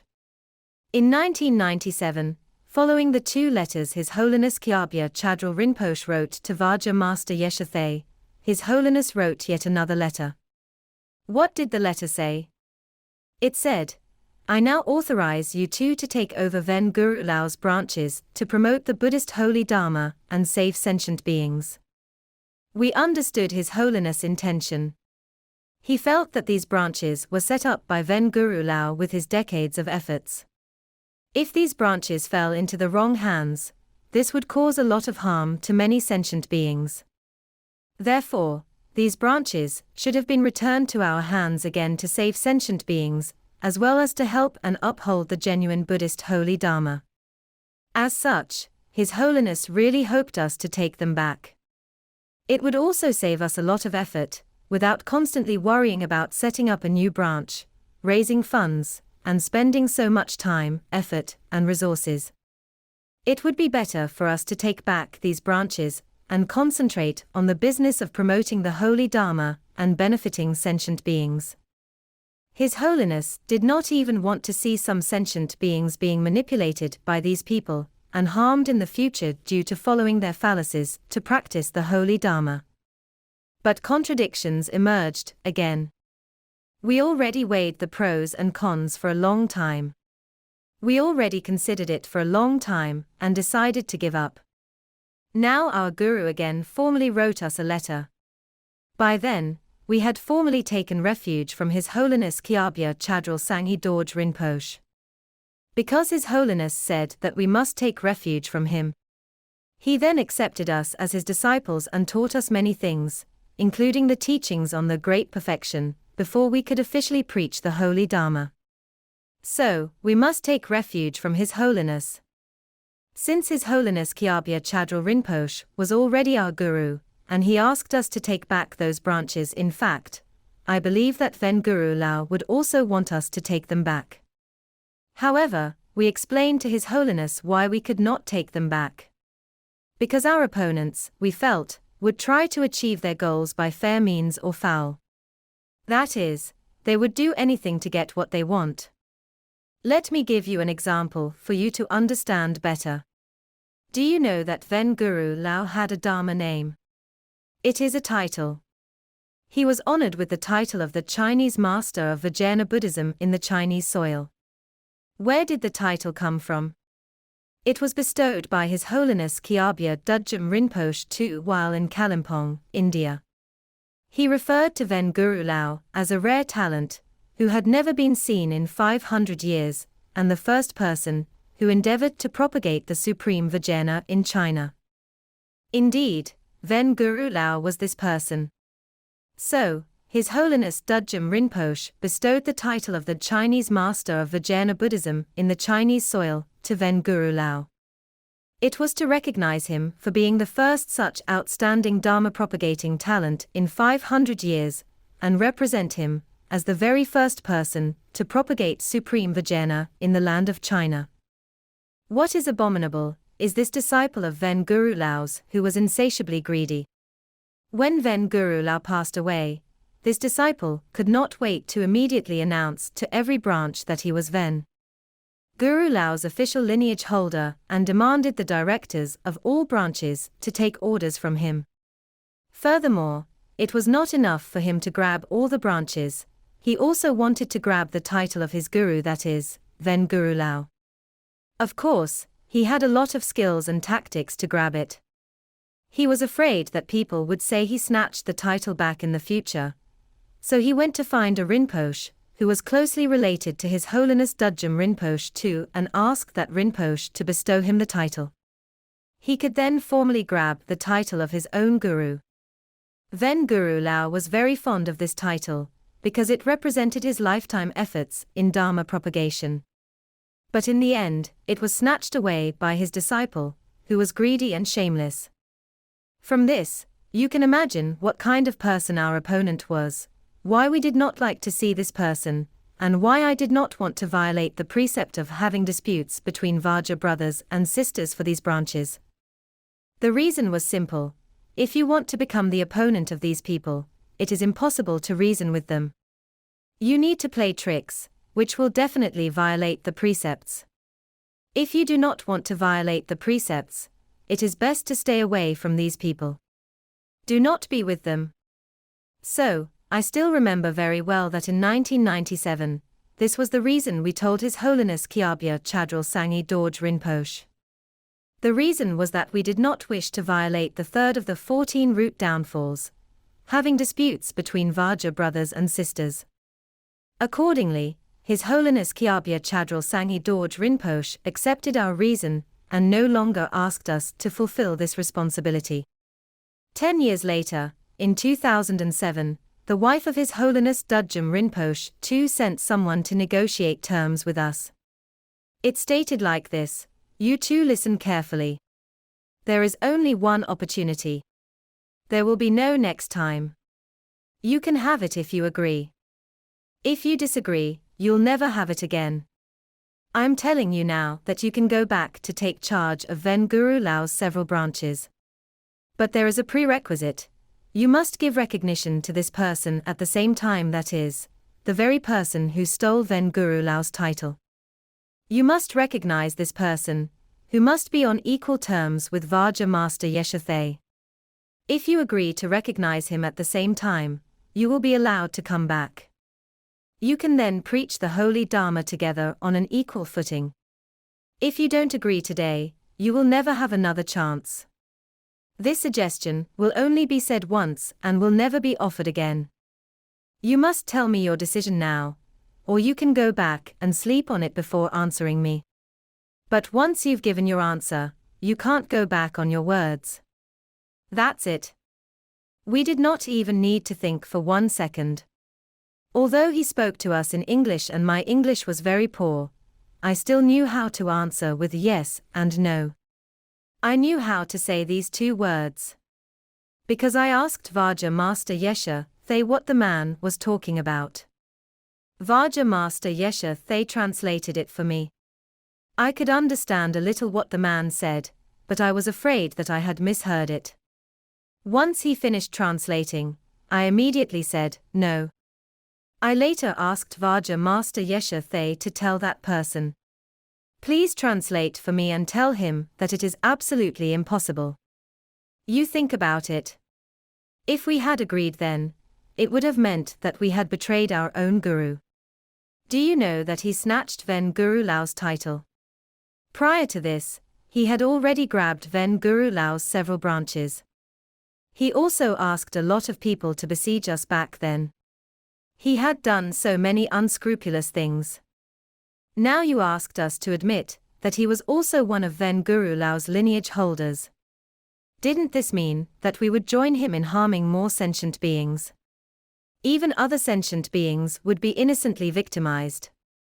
In the future, this person would use his despicable means to teach more sentient beings to become evil. How could a person with such a terrible nature of the mind be other people's guru? I said, no. I wouldn't do this to have those branches back. I'd rather not have them. Don't I already have one now? One is enough. It's already enough to have one center in Hong Kong. Don't be greedy. Don't be so greedy like that person. I said, I do not want those branches. If you want to be with these people, you would either be killed or ruined by them. Or you would be besieged by them, or you might fall into hell due to violating the precept of having disputes between Vajra brothers and sisters. How could we possibly afford such a serious consequence? So, I said, there is no need to consider. We will not betray or belittle our own guru. If we do this, it is the same as belittling our guru. We cannot do this. So, Vajra Master Yesha Thay and I had the same opinion. Therefore, Vajra Master Yesha Thay told him clearly, no way. Absolutely impossible. It would never happen. We would never recognize this person. You can't force it on us as a condition of the deal. We'd rather not have those branches. As a result, we gave them up. I thought to myself, if I wanted them, I would have had them 10 years ago, in 1997. Wasn't there already a formal authorization letter for us back then? It was written to us personally, by His Holiness Kyabya Chadral Sangye Dorje Rinpoche, the sovereign ruler of the entire lineage system. With it, we could have taken back those branches, but we did not want them. Why would we wait for 10 years until today, and do an unscrupulous deal with you? It was simply impossible, for it was the same as betraying our guru, sentient beings, Buddhism, our conscience, and even betraying ourselves and everything. It was impossible that we would do all these things. Ask yourself, what are we learning Buddhism for? This is exactly the truth I wanted to explain to you. What should you do when you take a lot of precepts in the future, especially when these precepts conflict with your samaya? What do you do when it is impossible to comply with some of the precepts? You must explain clearly to your guru what your concerns are. If your guru is a reasonable person, they will surely accept your explanation. After they have accepted your explanation, you will not violate the samaya. So, you need to understand this clearly. You need to know it. Let me say it again. You can find on the website of Dudjom Buddhist Association International the biography of His Holiness Kyabya Chadral Sangye Dorje Rinpoche, both Chinese and English editions. You can download the ebook for free from our website. There are physical books for the Chinese version, but only with limited copies. So, they are available on a first-come, first-served basis while stocks last. You can request it by coming personally to our association in Hong Kong. They are free for believers. What is Samaya? Firstly, you have to pledge belonging and obedience to your guru, and secondly, you have to make offerings to your guru. The guru is a virtuous teacher, who will teach you the genuine and correct Buddhist holy Dharma. Hence, they are called virtuous teachers. At the same time, they are also the one who promises to teach and protect you, exclusively and personally. So, you have to make offerings to them. According to the Avatamsaka Sutra, how do we make offerings to gurus? In fact, many Buddhist sutras mention the need to make offerings to virtuous teachers. It is stated most clearly in the Avatamsaka Sutra. There are 3 levels of making offerings to a virtuous teacher. The first one is the superior offering, the offering of the Holy Dharma. What is the offering of the Holy Dharma? It is to follow the teachings of a virtuous teacher, according to the truth and the law in studying and practicing Buddhist holy Dharma. One is the medium offering, the offering of services, just as what Bhikshu Sunaksatra and Venerable Ananda did, who took care of personal matters for their guru, helped him, or even served him by his side. This is called the offering of services. Later, some said, how can anyone do this often? It is not possible for people to be in attendance on their gurus and take care of their personal matters. They may not have the time and energy. So, what has this become? As long as you help your guru to propagate the holy Dharma, it is also considered offerings of services. The inferior offering refers to the offering of goods. What is the offering of goods? It is to provide money and goods to the virtuous teacher. Why should we do this? Of course, it is needed. The virtuous teacher is also a human being who needs to eat to survive. They also have the basic necessities of life, such as clothing, food, shelter, and transportation. It is equivalent to a school where students must pay tuition fees, so the teachers can support themselves. But does it mean that once the teachers accept the tuition fee, you are not required to honor the teachers and respect their teachings? It cannot be explained like this. The offering of goods is like paying tuition fees, which is your basic responsibility. As a student and disciple, you have your responsibilities to fulfill. You must pay tuition fees so that the guru will not suffer from hunger and cold, right? So, this is only a basic responsibility, not a virtuous merit.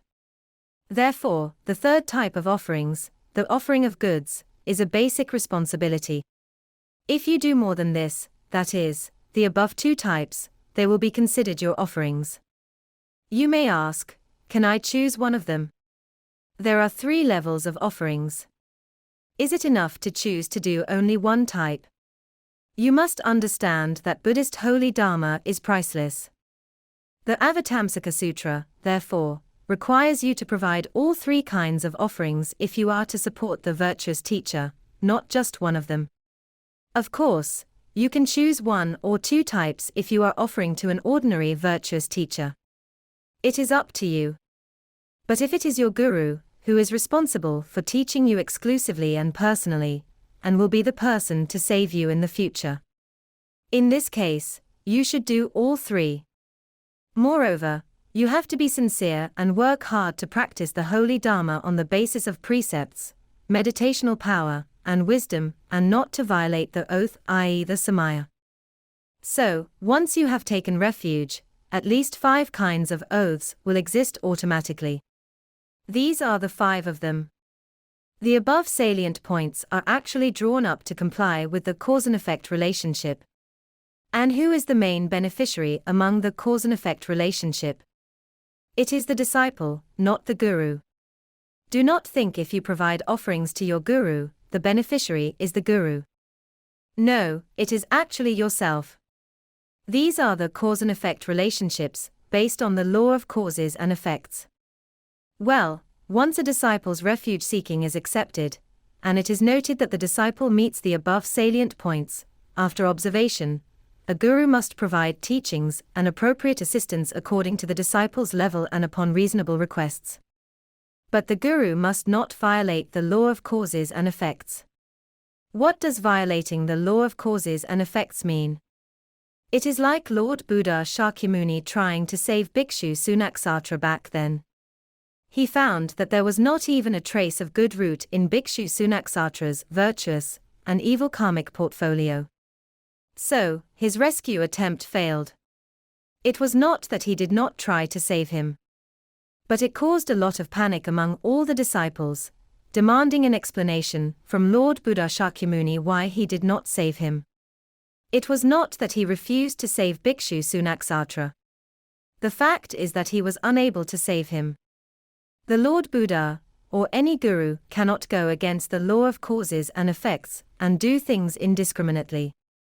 As a disciple, you should also not use compassion as an excuse to force your guru to teach you any Dharma method. Instead, you should request your guru to impart the Dharma method in accordance with the law of causes and effects and the oaths. Suppose you do not make any offerings to your guru, neither do you belong and obey to your guru and observe the Samaya. You have failed to do all the basic things you must abide by. Then, your guru is no longer held responsible for teaching you. This is in line with the cause and effect relationship. Hence, there are three types of disciples: one who will belong and obey, one who is lukewarm in belonging and obedience, and one who never shows belonging and obedience.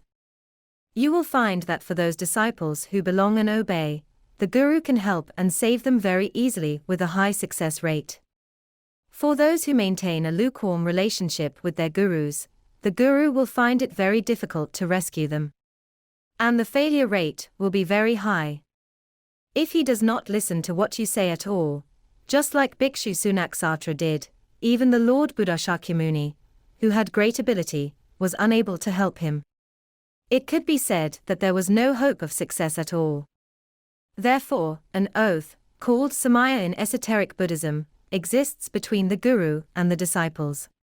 That is why in esoteric Buddhism, the guru can only impart Dharma methods to the disciples who have taken refuge from them, especially things that involve visualization. And the guru must impart the Dharma methods since there is a covenant between them and their disciples.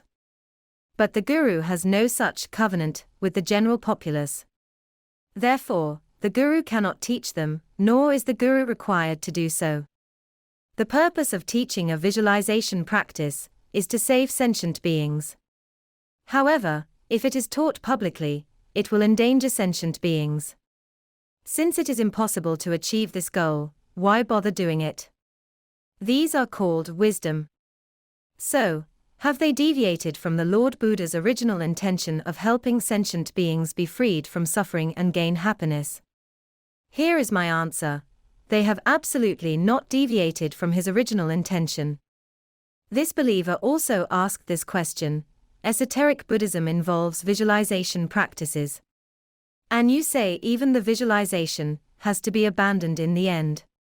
Then why not start without any visualization at the beginning and simply offer blessings to sentient beings with one thought of pure mind? This statement seems to be really great at first glance. But please see it clearly yourself. Without any visualization means a Dharma practice, without forms or appearances, while offer blessings to sentient beings with one thought of pure mind refers to a Dharma practice with forms or appearances. The two cannot coexist, and therefore his question itself is full of contradictions. Without forms or appearances means that there is not any forms, appearances, thinking or thoughts. With forms or appearances means that there are forms, appearances, thinking or thoughts. If you keep thinking about offering blessings to sentient beings, this is a Dharma practice with forms or appearances. If it is a Dharma practice without forms or appearances, you may use this kind of method to practice the holy Dharma from the very beginning.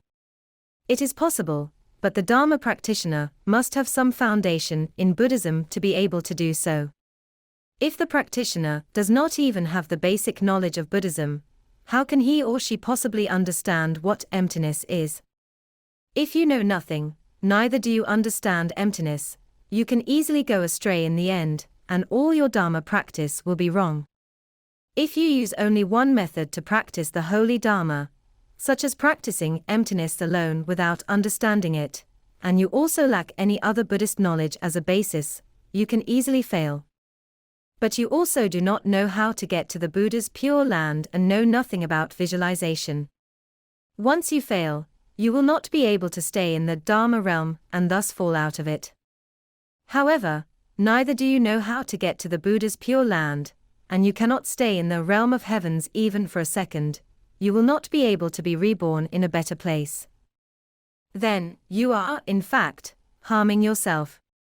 On the other hand, if you adopt some Dharma practices with forms or appearances, especially those single methods with forms or appearances, you will easily become attached to them. In addition, they are not the ultimate rescue methods. So, if we want to practice, we must practice both, and it is best to combine them in the same Dharma practice method. You cannot divide them into two Dharma practice methods. I will practice the method with forms or appearances first, and then only practice the method without forms or appearances. No, you must not do this. They must be practiced within the same method to link and connect with each other. It is the same as our Buddhism, which should not be splintered into 8 sects. It must be connected between primary school, secondary school, and university. The same goes for our Dharma practices. Both the method with forms or appearances, and without forms or appearances, should be included in the same Dharma practice. They must be mutually connected, interchangeable, and convertible into each other so that a balance can be achieved. Such Dharma practice methods are good, which allow you to be in a good position, where you can be both offensive and defensive. You will have the opportunity to enter into the Dharma realm successfully and attain Buddhahood, and even if you fail, you still have the right to choose to be reborn in good places. You must remember that karma is dominated by the nature of the mind. So, it does not matter how good your visualization ability is. It is useless even if you can visualize things vividly. This is because if our nature of the mind is bad, we still cannot fight against karma, resulting in the ultimate failure of connecting to the Buddha's Pure Land. If your nature of the mind is poor, you will definitely fail. So, can these sects merge? Can we do without sectarianism? If these sects are set up with the goal of saving sentient beings and not for selfishness, then they have the opportunity to be integrated into one. Therefore, Lord Buddha Shakyamuni spoke of impermanence, which means that there is no eternal and unchanging situation. Will they always split into various sects? Will they never have the opportunity to unite? I cannot give you an answer, because these are determined by the nature of the mind of all sentient beings. It will work if they can put aside their selfishness, and are willing to save sentient beings as their actual goal. The sects must not concentrate on only one single thing, only focus on using a single practice method for Dharma practice. They must allow Dharma practitioners to advance according to their different levels. In other words, do not splinter them off. Do not trap them, but allow them to have the opportunity to continuously move up to a higher level. There must be an all-round pathway for them to advance from primary school to secondary school, and then to university. You ought to provide such a pathway to them. Suppose these sects know whether they are at primary school, secondary school, or university level, they know their own place and identity, and use their practice methods to guide sentient beings with real analysis, just like the analysis I am giving you right now. In that case, all the sects will evolve into a kind of learning pathway that interconnects with each other instead of being separated. Therefore, whether all the sects can be integrated into one will depend on the leaders of these individual sects. Firstly, do they have greed, hatred, and ignorance, and how much are their greed, hatred, and ignorance? Will they often say that they will not let any disciple slip through their fingers, and that no believer is allowed to slip away? Will there be such a mentality again? How high is their wisdom? Do they know their own place? Will they realize that they are at the kindergarten level, but claim they are at the secondary school level instead? Are their goals pure? Do they consider saving sentient beings as their actual goal? How determined are they to achieve that goal? Can they let go of their self-esteem and admit that the title of the so-called Grandmaster of the generation is actually just a kindergarten Grandmaster? Can they let go of this kind of self-esteem? How determined are they? The biggest determinant of the success and failure of Dharma practice is not the method of practice itself, but the nature of the mind. Therefore, the focus of all Dharma practices should be mind training. Hence, each individual must choose a suitable Dharma practice method in accordance with their own levels. But no matter how simple this method is, as simple as only chanting Namo Buddha Amitabha, you have to give them a pathway to upgrade and advance. You should not block their paths. You must provide them with a viable path. If you have reached the level of controlling your energy in visualization, but do not do well in mind training, this energy will accelerate your downfall into lower rebirths. Bhikshu Sunaksatra is such an example. His meditational power was very high, enabling him to use visualization to get to the formless realm, or the fourth dhyana heaven, the highest level of the form realm. But the problem is that his nature of the mind was terrible, which triggered his karma, resulting in many karmic creditors able to bring him down and make him reluctant to listen to his own guru. In the end, he even lost his meditational power of the four dhyanas. Therefore, the nature of the mind is the decisive main cause that triggers karma. In other words, your visualization ability cannot compete against karma. In other words, supernatural powers are no match for karma. Your nature of the mind will automatically take you to be reborn in bad places. So, remember to train your mind earnestly. A disciple of mine, Jian Kang, wrote me a mail recently on the 7th of January 2019. It stated that my disciple's niece had been bothered by a question. She also believes in esoteric Buddhism. The question concerns her and her mother, who have been reading the Kshitigarbha Sutra for many years. Recently, a Dharma brother told her mother, "You'd better stop reading the Kshitigarbha Sutra, because you'll have a chance to keep remembering the scenes of hell, leading to the phenomenon of scenes come from the mind. If you keep thinking of hell when you die, you'll have the opportunity to connect with hell, resulting in your lower rebirth there." My disciple said his niece felt it should not be a problem as long as one can understand the Kshitigarbha Sutra correctly. But many elderly people have already lost their ability to analyze due to their old age. She wondered whether they would only remember the scenes of hell and fall into hell after death. My disciple said his niece felt she did not have high wisdom. In her heart, she felt that what this Dharma brother said might be wrong. But she also felt that he was not completely unreasonable. So, she was very troubled. My disciple said, "Could the two masters please answer this question for me?" Even I myself also wanted to know the answer. I will answer for you now. Remember one key point: everything comes from the mind. This is one of the cores of our entire Buddhism. Since the three realms operate the law of causes and effects, if you keep reading the Kshitigarbha Sutra, you will reap what you sow. There will be an image of hell in your mind all the time, because you read it every day.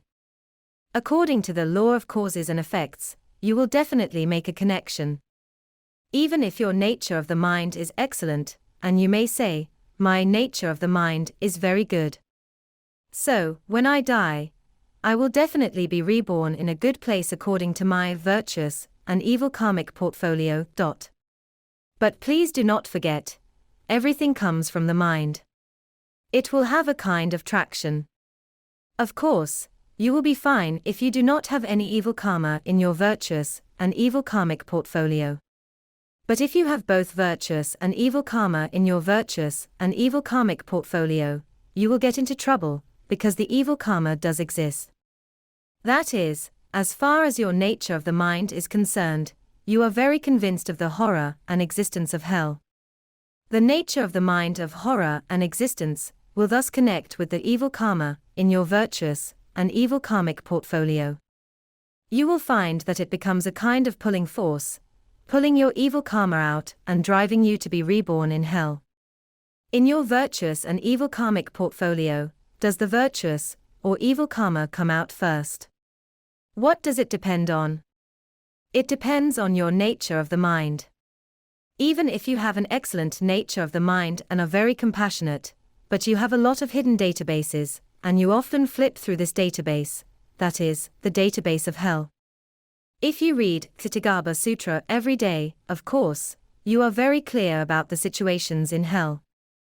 This kind of database, if you read it every day, will be placed on the very surface of your consciousness, and even in your subconsciousness. Therefore, it exists both in your consciousness and subconsciousness. You put the scenes of hell in the first place, so it will come out first, becoming a pulling force afterwards. Your nature of the mind will then trigger your virtuous and evil karmic portfolio, pulling out your evil karma.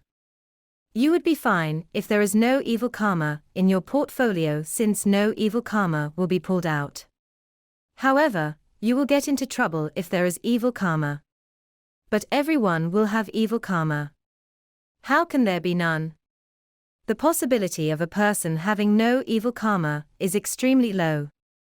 Basically, it is impossible, which is why you will get into trouble. So, at the time of death, this kind of connection and pulling force will bring forward that evil karma in your virtuous and evil karmic portfolio to appear early. Even though you are not supposed to be reborn in hell right away, as your evil karma is placed far behind, it will be brought to the front, resulting in you being reborn in hell immediately.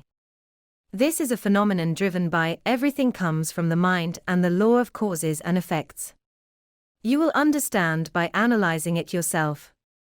Therefore, you must pay attention to the fact that the Kshitigarbha Sutra is a Buddhist sutra with forms and appearances.